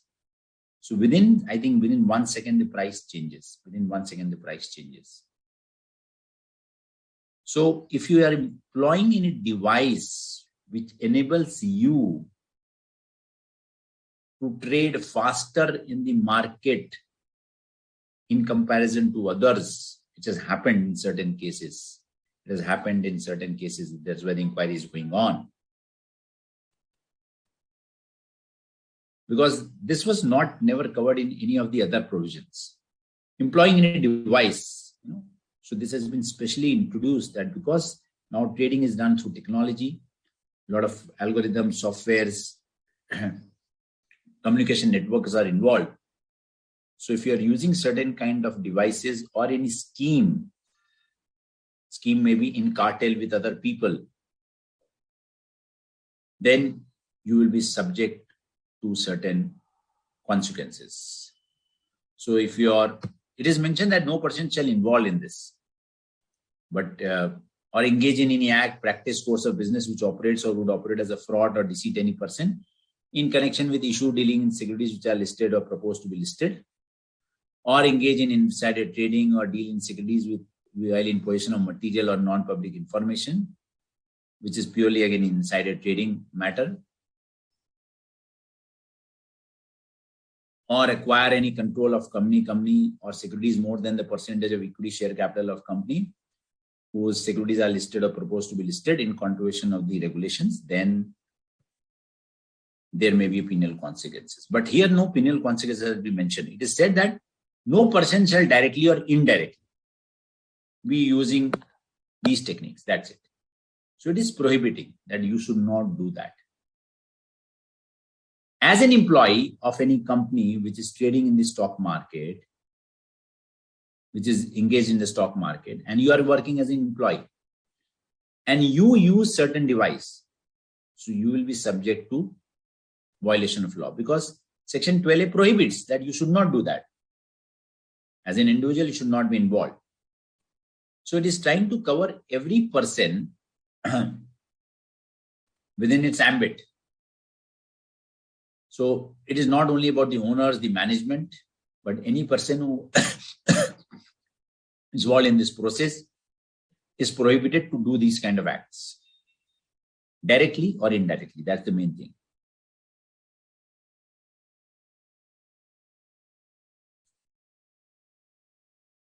So in a lot of sections, there was a reference of Section 12. A lot of sections, there was a reference of Section 12. So what does Section 12 means?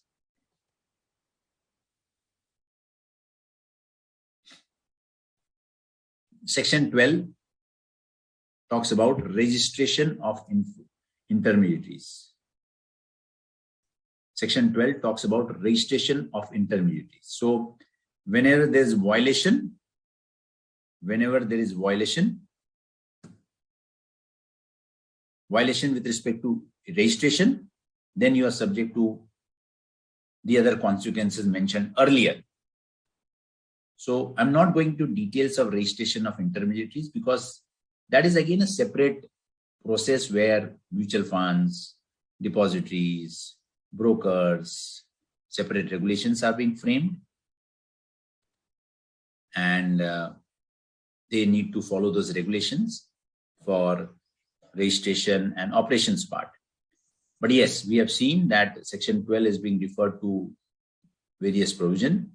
Let's say here, every manager, officer of the employee of the company, and every intermediary referred to in Section 12. So intermediaries have been defined in Section 12, where they need to get themselves registered. Then directions may be issued to any person or class of person referred to in Section 12. So Section 12 defines the intermediaries.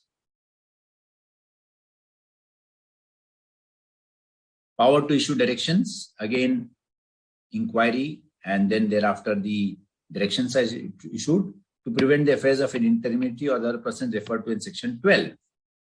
So persons are referred in Section 12. So Section 12 covers definition. Section 12 covers definition, friends.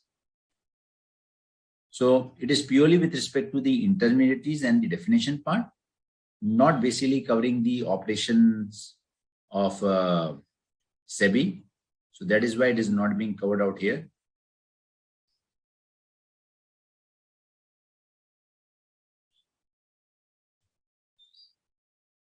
Now it comes to see, Section 12 basically would cover whom? They will cover the stockbroker, sub-broker, share transfer agent, bankers to the issue, right? Even bankers to the issue are covered under this. Registrar to the issue, when the company comes out with the public issue, there is a registrar appointed. Then the merchant bankers to the issue, portfolio managers, investment advisors. There are a lot of portfolio managers who work on an individual basis, so they need to get themselves registered with SEBI. There are a lot of investment advisors. You might be receiving calls from a lot of companies that we will please give us money, we'll give you this particular return. So these are investment advisors.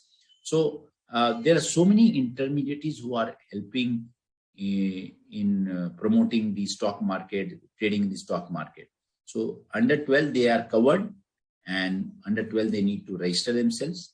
And if any person is involved who is violating, then they will be covered under Section 11 to subject to inquiry, inspection, and so on. So all these persons are defined under Section 12, friends. Finance and accounts in relation to SEBI. Finance and accounts in relation to SEBI. So this is general provision. The grants will be given by the government as approved by the parliament, and a fund will be created that is known as a SEBI fund. And all grants, fees, and charges were received by the board will be credited to this particular fund. And the fund shall be applied for the administrative part, for paying the salaries, the expense of the board, and the expense which are incurred for achieving the objectives of the board. So our separate fund, credit and debit will be None. With respect to accounts and audit, financial statements will be prepared in consultation with the Controller Auditor General of India. And as prescribed, that the financial accounts will be getting audited by the Controller Auditor General of India at such intervals, and it shall be presented to the respective houses.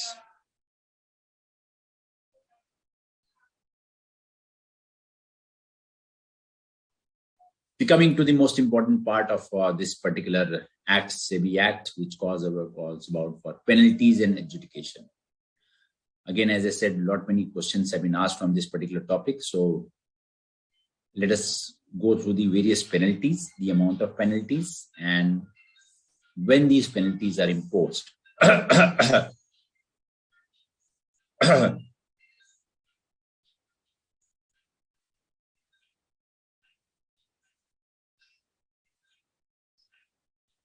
So from 15A to 15JB, we have set of penalties. The amount of penalty is more or less same, except in certain cases there might be certain differences, small differences, but in generally we can overall understand the amount of penalty. So it is easy to remember.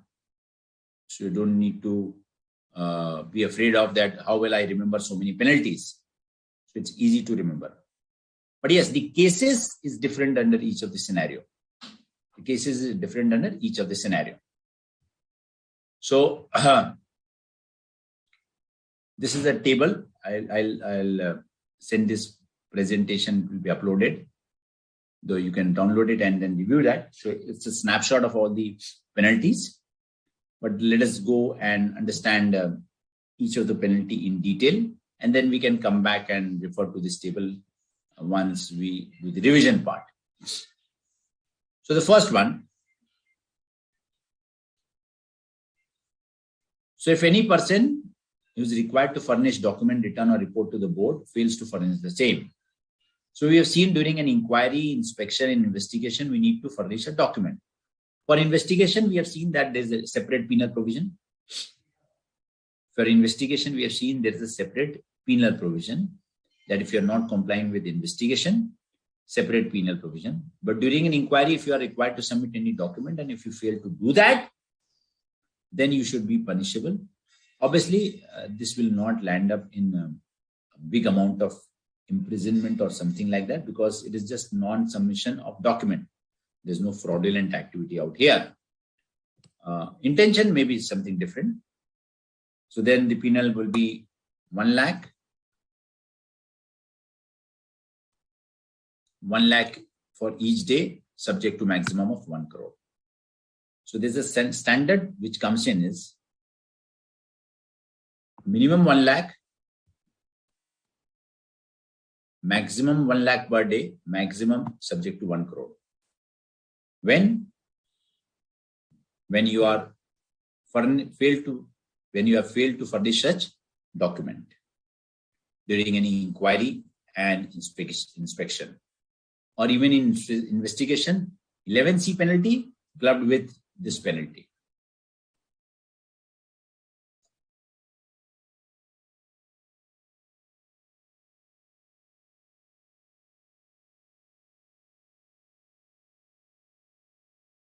Then, if you are required to file any return or furnish any information, books or other documents within the time specified, therefore, in the regulation, and you fail to furnish that return or furnish the same in the time specified, then again, same penalty.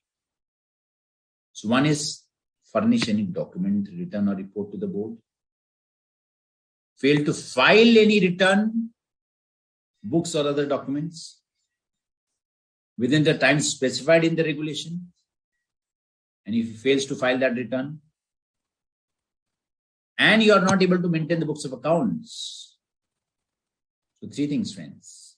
You are not furnishing any document, you are not filing the return, and you are not maintaining the books of accounts. So it is purely talking about documentation. Purely talking about documentation. 15A is all about documentation. Furnishing, filing, maintaining. Furnishing, filing, maintaining. FFM. MF, mutual fund. Remember mutual fund.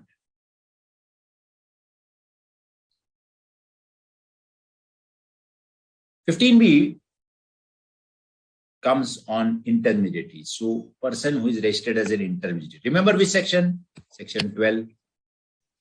Under section 12, they need to register themselves as intermediary. And they have to enter into agreement with his client, fails to enter such agreement. Now you would say, sir, which type of agreement with the client? So for all these friends, I think it is very important that we undergo a practical exposure. Once you go a practical exposure, probably things becomes very easy, as we all know. So my suggestion is, friends, if you have time, try to open a broking account with any of the intermediaries, understand what process they follow, do some trading in the stock market, very small amount trading, a very minimal amount. Let's say 10 shares, because you don't have money. And at the current level, obviously, I would not suggest to get into any trading, but this is only for experience.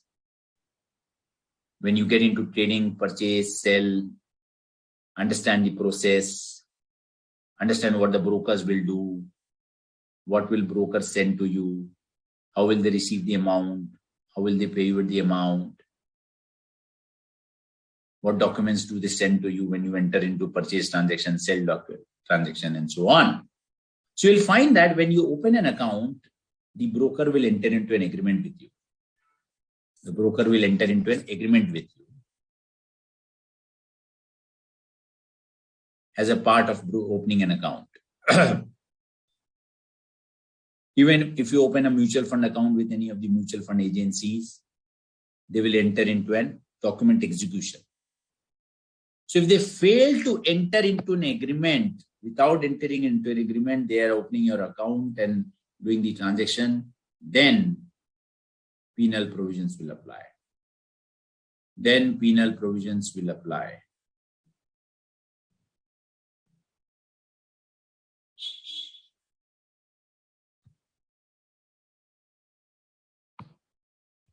Penal 1 lakh per day, maximum 1 crore. Again, going back, minimum 1 lakh, maximum 1 lakh, subject to 1 crore. Same, no difference between these two.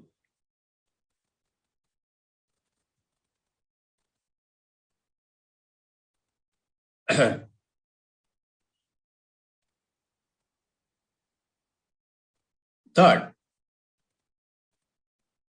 if any listed company or any person who is registered as an intermediary, again section 12, after having been called upon by the board in writing to redress the grievance of the investor. Now what happens? Investor has a grievance and he sends a mail to the listed company.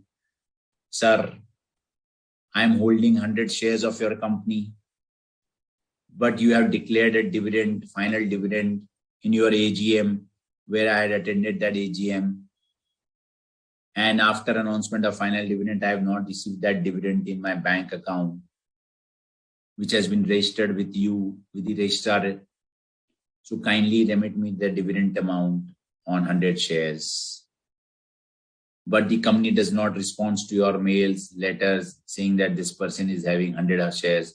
What can he do with this?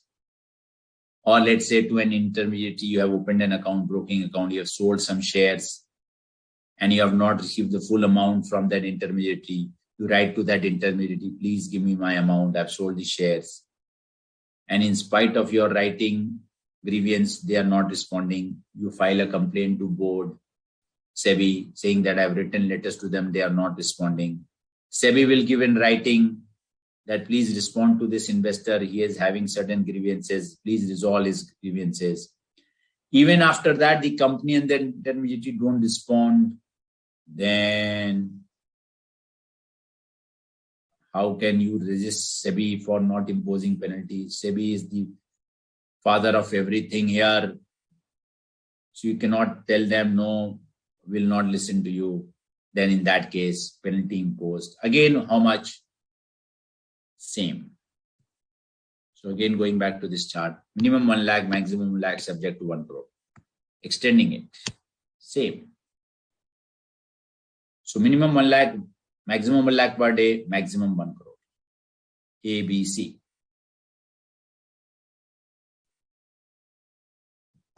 So one is with respect to books of account. Second is not entering to an agreement. Third is not addressing the grievances. The fourth part, which talks about that you are not taking a registration, certificate of registration from the board for sponsoring or carrying on any collective investment scheme, including mutual funds. You are running a mutual fund but not registered yourself. You are running a CIS scheme, which we have defined what is CIS. The definition of CIS important from exam point of view. So when you're not doing that without taking a registration, you're doing the, when you are performing such functions without taking registration, again, penal consequences. Penalty amount, minimum 1 lakh, maximum 1 lakh, subject to 1 crore. Same. So till here, everything is same.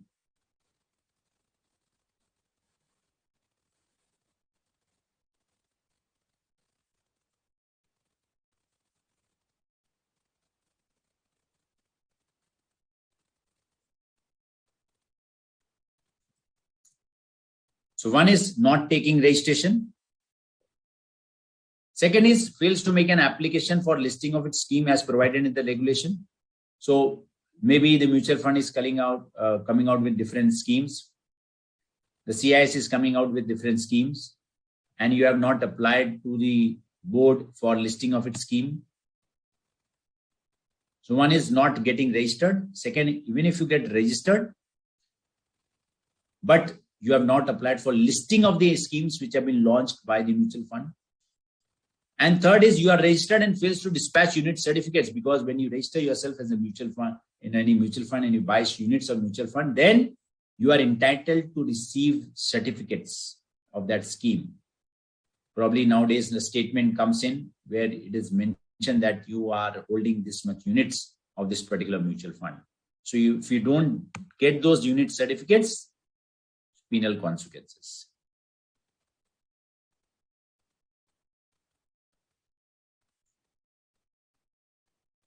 So for registration, for not getting the listing of any scheme and not dispatching these certificates, it applies to CIS and mutual funds. CIS and mutual funds. Amount of penalty, same.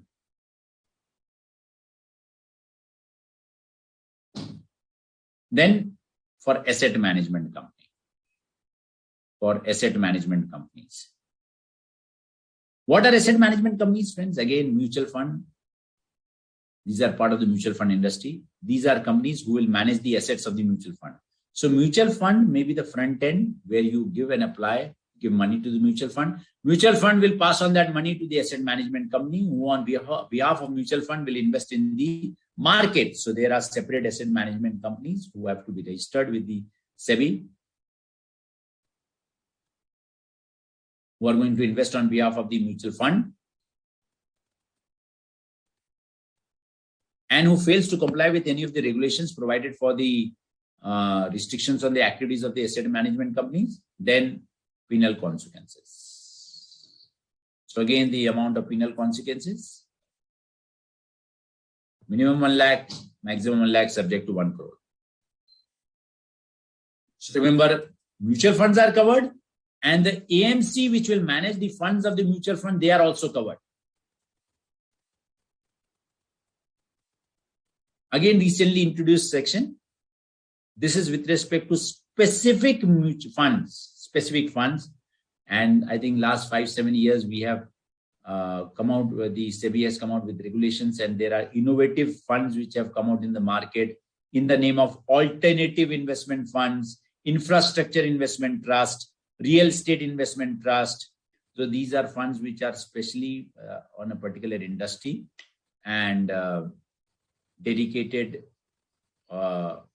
funds raising money to be invested in specific industry with a specific structure. So let's say if you are as an investor, you want to invest in real estate of Mumbai, but you don't have that much capacity that I cannot have that much of money of investing, buying a property in mutual in Mumbai. So these are real investment trusts which have been created, which give you the flexibility to invest in real estate of Mumbai. Though with a small amount, but you expect that in Mumbai in times to come, in 20 years, the real estate prices are definitely going to go up abnormally high. So I would like to have an investment of 5 lakh rupees.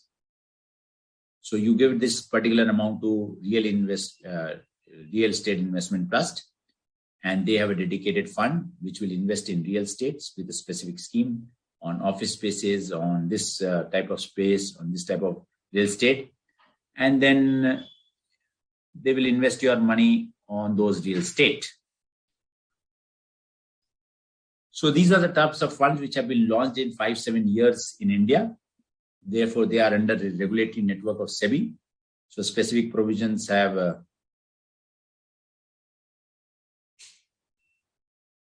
framed, and if you comply, if the trust fails to comply with the directions issued by the board, again, very important, 1 lakh each day during the failure, subject to a maximum of 1 crore rupees or 3 times the amount of gains made out of such failure, whichever is higher. 3 times the gains made out of such failure, whichever is higher. Very important, friends.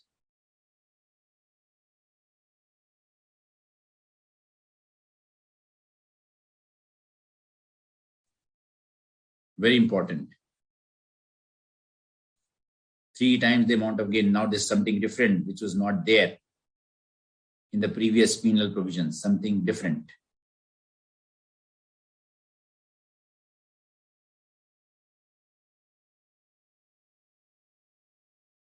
The next one. Where an investment advisor or a research analyst, again, as I said, there are many investment advisors in the market who advise people on investment, or a research analyst.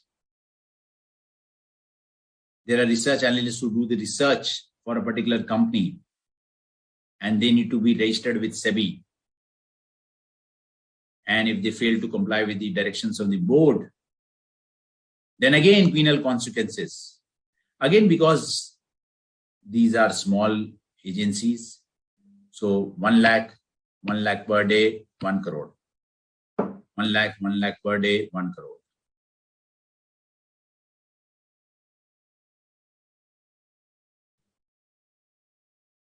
So 15 EV, simple.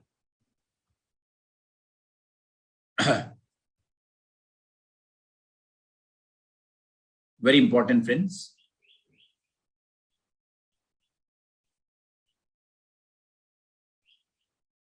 Person, penalty for default in case of stockbrokers. In case of stockbrokers. So person registered as stockbroker fails to issue contract notes in the form and the manner designed, specified by the stock exchange. Very important, friends. As I said, to understand it,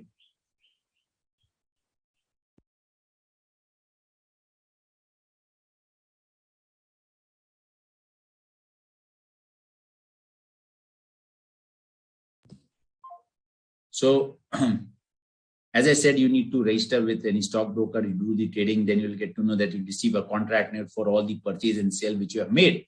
So for every purchase transaction, sale transaction, you need to enter into there's a contract note issued by the stockbroker for the details of the transaction made, time of the transaction, the number of shares bought, which company shares have bought, at what price have they bought, what is the brokerage they have charged, what is the STT they have to pay, what is the GST amount which they have to pay on all those transactions. So everything has to come, the date of transaction, the name of the party and everything.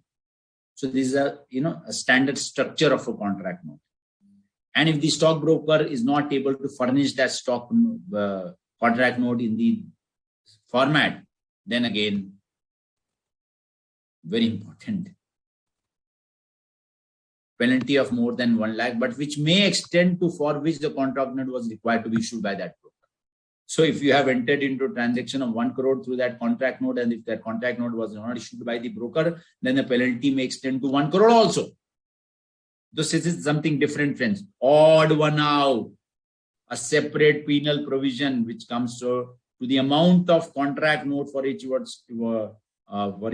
was supposed to be issued. So till now we have seen 1 lakh per day, maximum 1 crore, except in the case of real estate investment trust, where the amount was 3 times. And here it is something again different.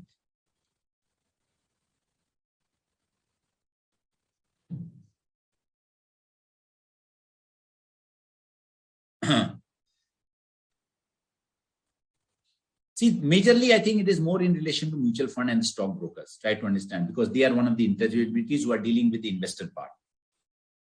Apart from that, it's more on the regulatory part, non-compliance by the intermediaries or any other agency. That's a separate issue. But majorly, when it comes to public interest, it's the stock brokers.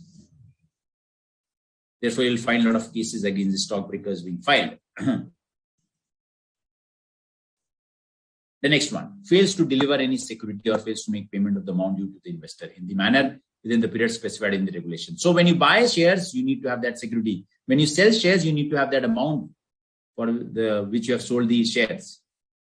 And if it is not paid by the broker, the shares should be transferred, or the amount should be transferred, in either case.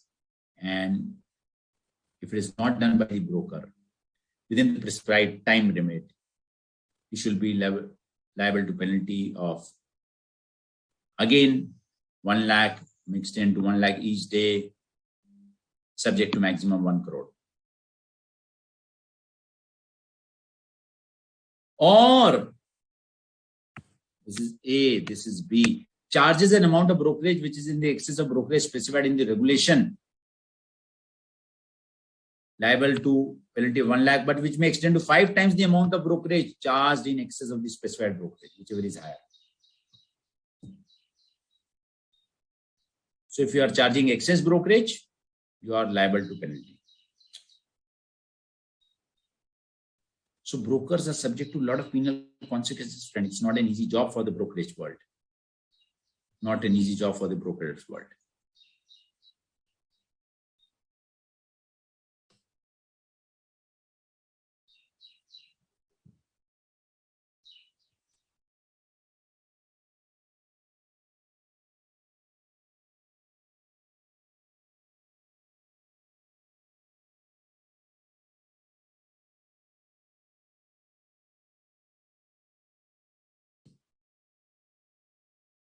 The next is for insider trading. Insider trading.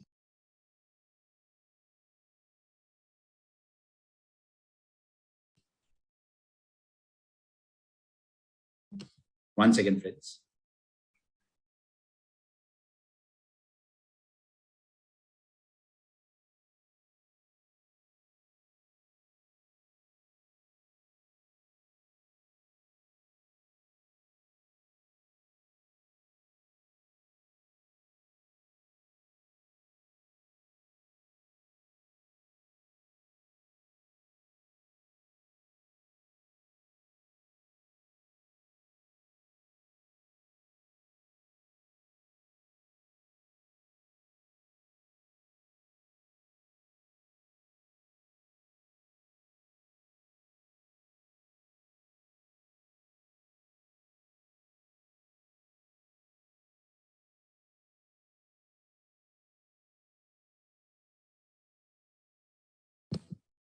So insider trading is basically, as we have discussed till now, it is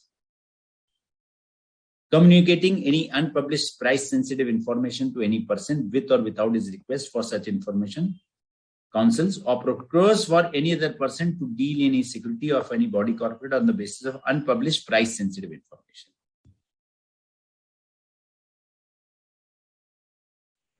So that means if you have got hold of any unpublished price sensitive information, you communicate to any person with or without his request, whether he requests you or whether he does not request you, or tries to gather any information on behalf of any person so that he can deal in such body corporate, that is known as insider trading. So in general, in short, you get hold of certain information prior to what public knows. It may be related to financial results. It may be selling a stake to any particular company, buying a stake by any other company, whatever. Then any insider shall be liable to penalty of more than, because it's a serious violation, friends. Remember, insider trading is totally prohibited. It's not a violation of the process part. It's a violation where you are trying to defraud the public in general, public at large. Therefore, penalty of more than 10 lakh rupees extending up to 25 crore rupees. Or 3 times the amount of profit made out of that insider trading, whichever is higher.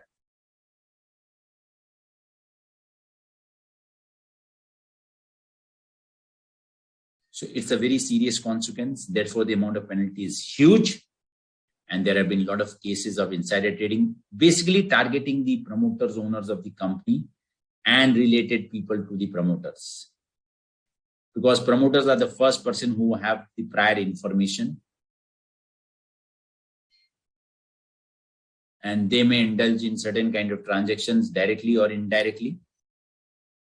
And if it is proven that they have involved themselves in insider trading, probably penal consequences will be there.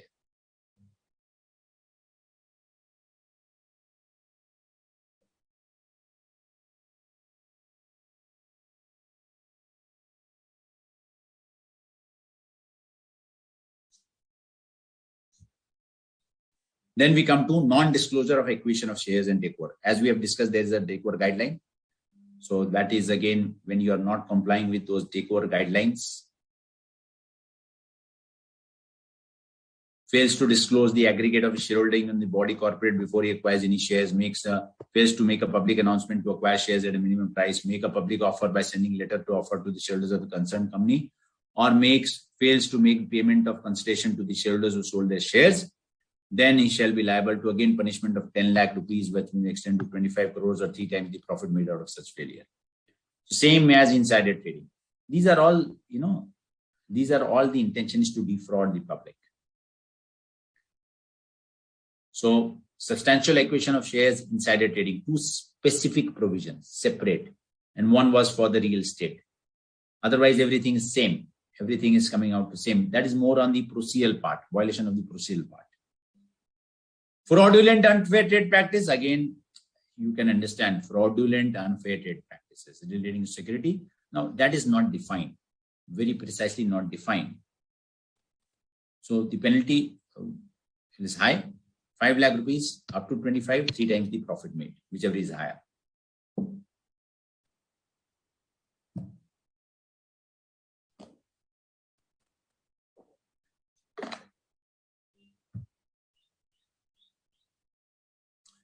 Now, this is where for any contravention for which no separate penalty has been provided. That means is the residuary clause, where there is a contravention of law but not specific penalty has been imposed under section 15A, B, C, D, E, F, G, H, I, J, whatever the sections are there.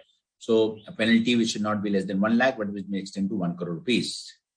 All penalties received will be credited to the Consolidated Fund of India. That's very simple. So section in 2019, new section has been inserted, where again, when you find during an investigation, the person tampers with information to obstruct an investigation or destroys any regulatory data, then a penalty up to 10 crore or 3 times the unlawful gains, whichever is higher. So if you are hiding something, tampering with data, as we have seen that there could be possibility of seizure of documents when the investigating authority thinks that the data may be tampered, and if it has been tampered, and if you prove that tampering is done by that person to prevent any disclosure, transparency of data, then this is a new section which has been introduced. Again, a separate section for tampering of data. Tampering means what? Friends, because we know that today technology is playing a very major role. So you're trying to tamper the data in technology, in the database. You're changing the information. And we know that they can be tracked. In the detailed environment, everything can be tracked. So the source level can be identified and penalty can be imposed. So please do revise all these penal consequences, friends. Very important from exam perspective, quite regularly asked, giving the instances. Practical scenario can be created.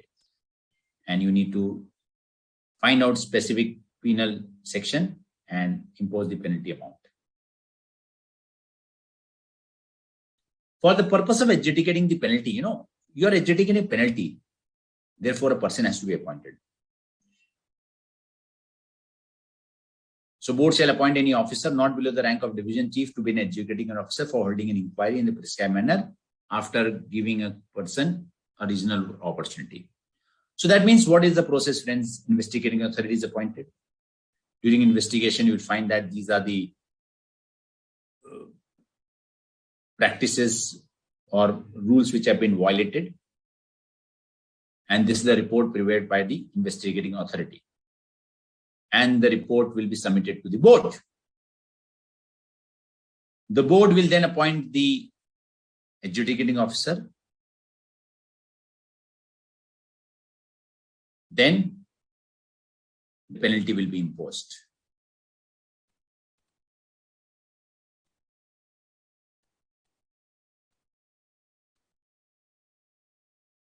The adjudicating officer will call for the document, then gives a reasonable opportunity to be heard, and thereafter he will impose such penalty. So the process is stepwise. No explicit power has been given. Investigation done, report submitted. Board will then further appoint an adjudicating officer to impose the penalty. He will do his own job of calling for the documents, summon the person, ask him to be present in attendance in person, give them opportunity, produce any document, and thereafter impose a penalty if required.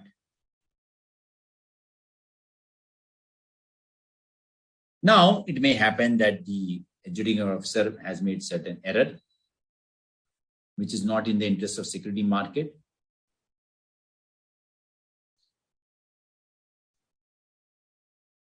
Then the board may call for and examine the record of any proceedings if they feel that the order passed by the adjudicating officer is erroneous. So in both ways, if it is in erroneous in favor of the client, they may call for the report. And if it is not in favor of the client, the board may call for the report. In either of the cases, subject to, it should not be in the interest of the security market. So they may enhance the order of quantum penalty. So if they think that the quantum penalty is not imposed correctly, if they require, the board may pass an order enhancing the quantum of penalty if the circumstances of the case so justify. So that means the process, investigation done, adjudicating authority appointed to impose a penalty. The adjudicating authority will follow the process, call for the documents, give a reasonable opportunity to be heard to the person, then pass an order. And if SEBI reviews that order and finds that there is an error in the order, then they may, if required, enhance the penalty amount after giving a reasonable opportunity to the person, concerned person.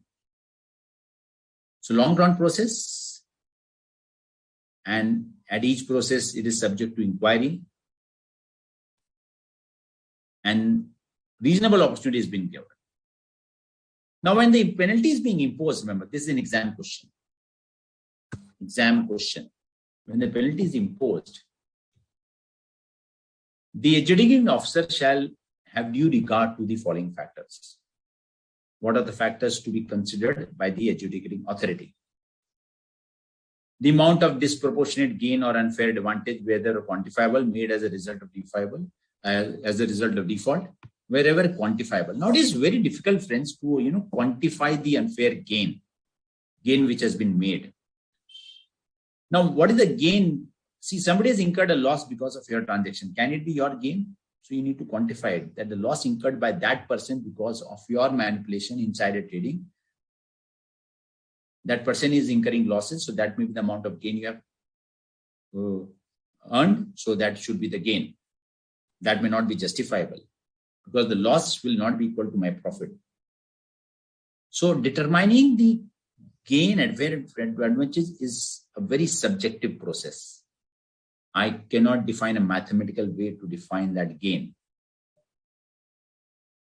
And if you're not able to identify the gain to yourself, then we'll consider the loss to be incurred by the investors or a group of people.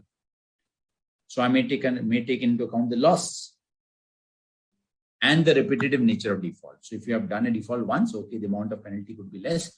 But if it is continuously happening from your side, well, then the amount of penalty could be more.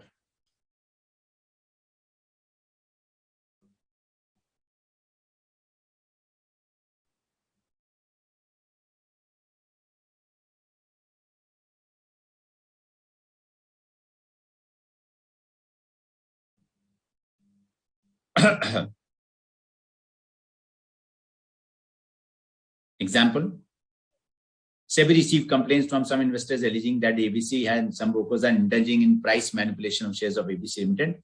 Explain the powers that can be exercised by SEBI under the SEBI Act in case allegations are found to be correct, and state the penalty to be imposed. So powers of the board in case the allegations are found to be correct. Then price manipulation, remember, price manipulation. So which section will be imposed, which section will be invoked under this particular violation. So then we refer that ABC Limited and some brokers both are involving in price manipulation. The company and the brokers are involved. So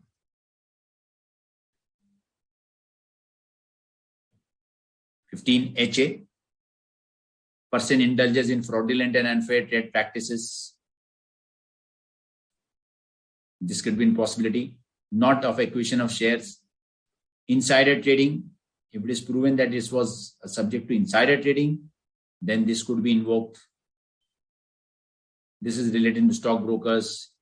This is with respect to research analysts. This is with respect to funds. This is with respect to asset management company. This is with respect to CIS and mutual funds. This is with respect to listed company for grievances, contract with the clients, agreement with the clients. This is with respect to maintain books of accounts. So for any price manipulation, the answer would be falling under the section of 15HA and 15G, 15HA and 15G, price manipulation. So this will be invoked. So the first powers could be that they will be subject to investigation. 11C, investigations can be carried out against the brokers and the company.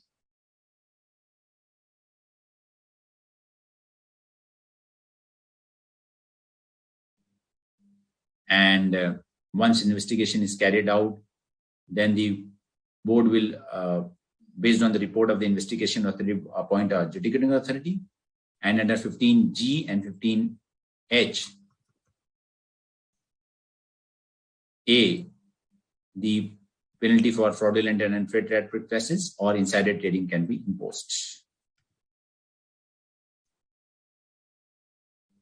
Now, this is again an important case-based scenario, if you read it properly. So the section goes, I'll give you 1 minute to read the questions and then we'll discuss.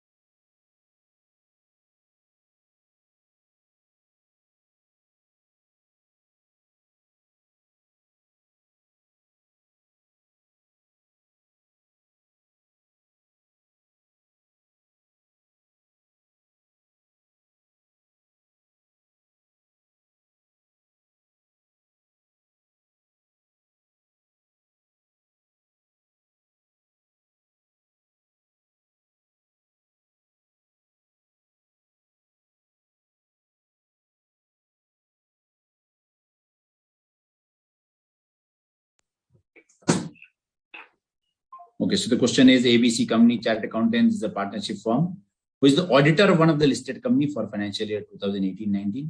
Mr. B is the partner of that audit firm with a team of 15 members. While doing an audit of financial statement of the company, 2 members of the team who are chartered accountant pass the information to their friends and relatives that this year the company's profit is increasing by 25% as compared to the last audited financial year before this information came into public domain through the company.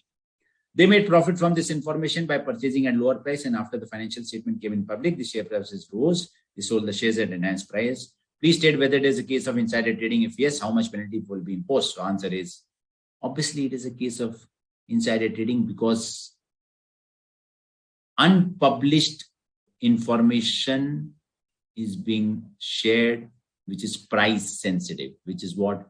Price sensitive. And penalty amount, is it small or high? Obviously it is very high. And insider trading is G. Insider trading means you don't have anything to say except G. G.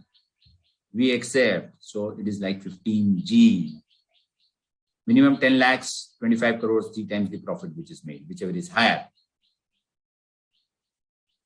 These are practical scenario which has happened, right, friends?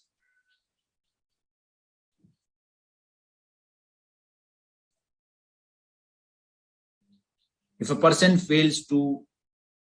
refuses to produce the investigating authority. Now this is with respect to investigating authority. Remember, 11C, you're not complying with his directions, then fine. Investigating authority 11C, this is with not respect to broker and insider trading, something like that. Imprisonment, fine with both, further fine of 5 lakhs of every day until the time the refusal continues. There was no imprisonment in penalty part. From 15A to 15HA, there was no imprisonment. Remember, it's all financial. But when you are not complying with the investigating authority directions, orders, then there may be imprisonment. So all of the above. So it is 1 year, right?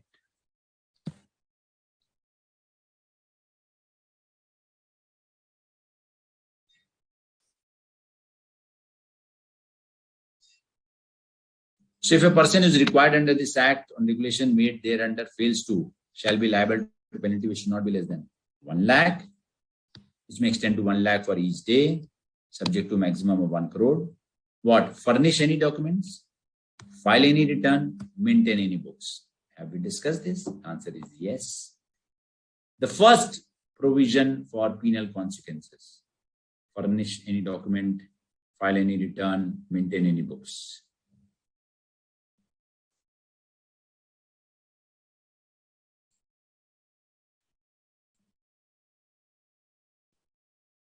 So all of the above.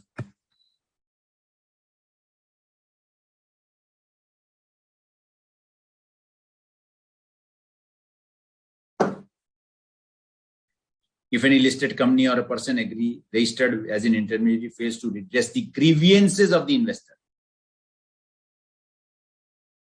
he shall be liable to penalty. But grievances of the investor within how many months? Time specified by the board.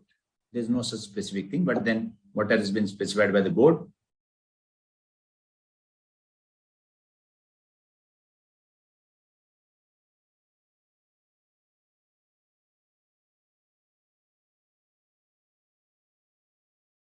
If you're not able to redress the grievances, you are subject to penalty. If a person registered as a stockbroker fails to deliver any security or the amount, security or the amount, remember we have discussed this, security or the amount, then it shall be penalty of what? 1 lakh and 1 lakh per day.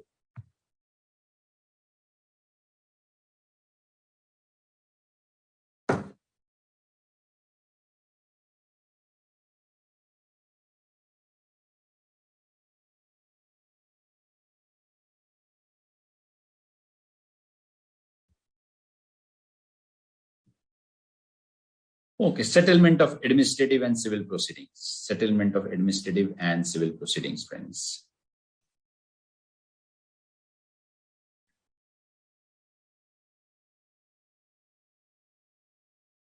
It may be a possibility that, proceedings have been initiated under section 11, 11B, 11D, 12, 15I.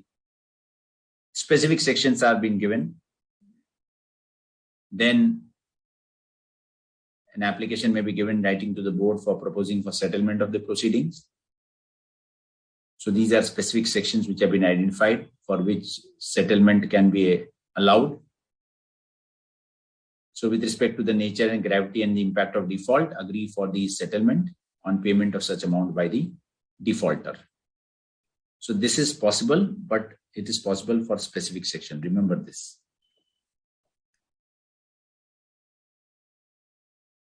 And only specific penalty of 15I, not in general for every penalty.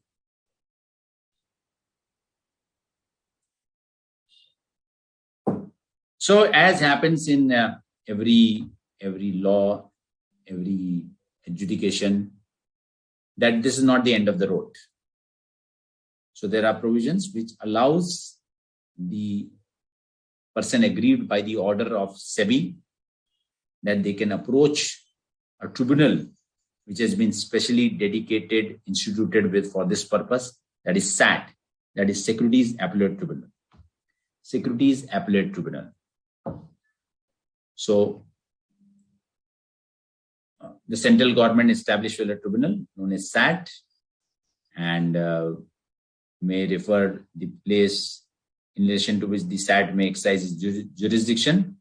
The composition of SAT is the presiding officer will be there and such member of judicial members and technical members as the central government may determine. So as it happens with every tribunal, there is a presiding officer and there is a judicial member and a technical member who will hear the proceedings. Then the jurisdiction may be exercised by the benches. A bench may be constituted by the presiding officers with 2 or more judicial members or technical members as they may deem fit. So there are separate benches of SAT may be instituted for cases, and each bench will have at least 1 judicial member and 1 technical member. Normally the bench sits in Mumbai, and if required they may sit at other places if the central government may permit. Then from one bench to another bench, the judicial member, technical member may be transferred. That is the power of the presiding officer. Presiding officer is appointed by the government.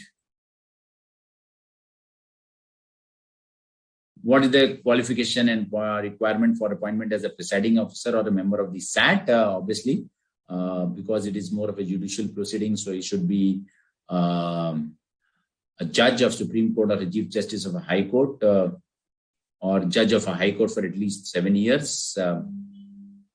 For a judicial member, judge of a High Court. In case of technical member, a secretary, additional secretary of ministry or department of the central government. So all the appointment of presiding members, presiding officers and judicial members, not the technical member, shall be appointed by the central government in consultation with the Chief Justice of India. So the appointment is done in the name of Chief Justice of India. Technical members are again appointed by the central government, but by recommendation of the selection committee. So there is a selection committee which will maybe constituted by presiding officers and department of various government ministries, and the procedure may be defined by them, that what is the procedure for selecting that technical member. Tenure will be a term for 5 years. Subject to maximum of 10 years. So this is the technical setup of SAT.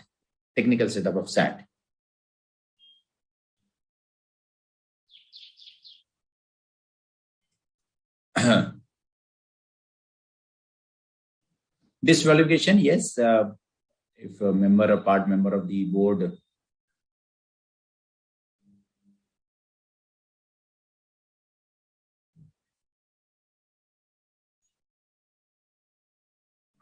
part member of the board or the insurance regulatory authority or pension fund or any other regulatory authority, if they are there, they shall not be appointed as presiding officers or members of the SAT during his service or tenure with the board. That means if you are the member of IRDA and along with that, you are giving the responsibility of SAT, that is not allowed. So you can ignore this particular section.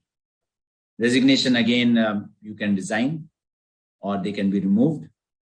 If you are resigning, then 3 months you can continue to hold the office, or until the person has been appointed as a successor, or until the expiry of his term of the office, whichever is the earliest. So if you resign, then somebody else has to come, but till then you have to continue to function.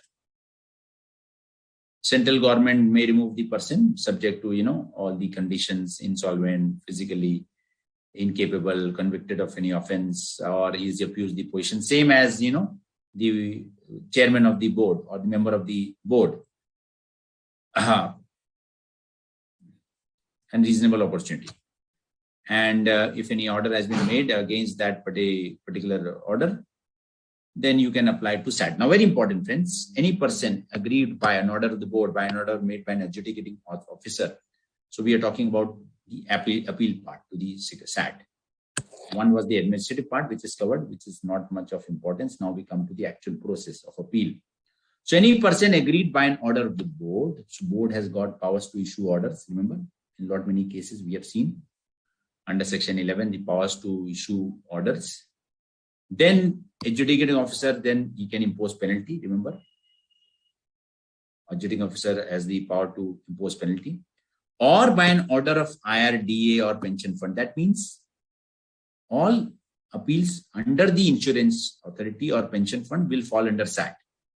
So SAT has got multiple responsibilities. Apart from SEBI, they will cover other boards also. So something related to appeal shall be filed within a period of 45 days from the date on which the copy of order was made by the board or the adjudicating authority. And SEBI, SAT has an empower to entertain an appeal even after the expiry of 45 days, provided sufficient cause has been given. Fine. So 45 days is the time. MCQ based question. After giving a reasonable opportunity to be heard for both the parties, he may confirm, modify, or set aside the order. Whatever the SAT may think, they may do that. The SAT will work very fast, try to expedite the matters very in a fast manner, and probably the time limit which has been given is 6 months. Though we all understand it does not happen, but yes, the objective is to dispose of all the matters as early as possible. For obviously doing the hearing part, hearing the appellants as well as the other party, all process which is being laid down in the Code of Civil Procedure, as we have seen in the case of SEBI also, shall be power given to SAT also. That means they can summon, require the discovery of production of documents, receive evidence on affidavits. You will write down that whatever I'm submitting is true and fair. There's no such hidden agenda. Then review, dismiss an application for default for deciding in ex parte. So if you are giving notices to the other party, please come here, please come here, please come and make your reply, whatever you want to say, please come and submit your reply. If you're not coming, then you can do an ex parte order also. So there are a lot of powers which are given to the appellate tribunal. So whatever proceedings which are carried out under this SAT is judicial. That means they have to comply with all the judicial regulations framed under this, under the Constitution, and they will be deemed to be as judicial orders. So probably this is just to ensure that all the judicial process is being followed.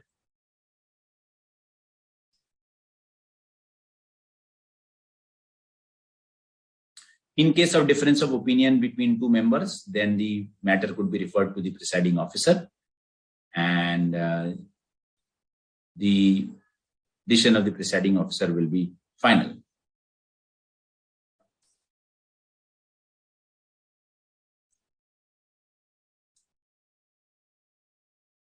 Very important, civil court will not have the jurisdiction. So for SAT, I think what is important, remember, appeal of within 45 days and disposed of in 6 months. That is important to be remembered. Otherwise, others are more of a procedural issue. Yes, if you are agreed with the order of SAT, then you may file an appeal to Supreme Court within 60 days, 45, 60 days. And on any question of law, which is very natural, it may be allowed after 60 days, but maximum further extension of 60 days are given.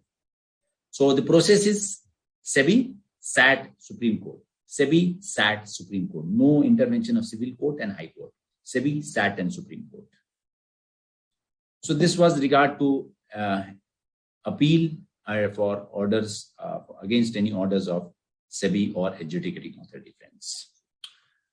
So today we conclude our session here only, and there are small remaining portions which I will cover in the lecture day after tomorrow. Along with, I will try to cover the LODR also. So small provisions out here.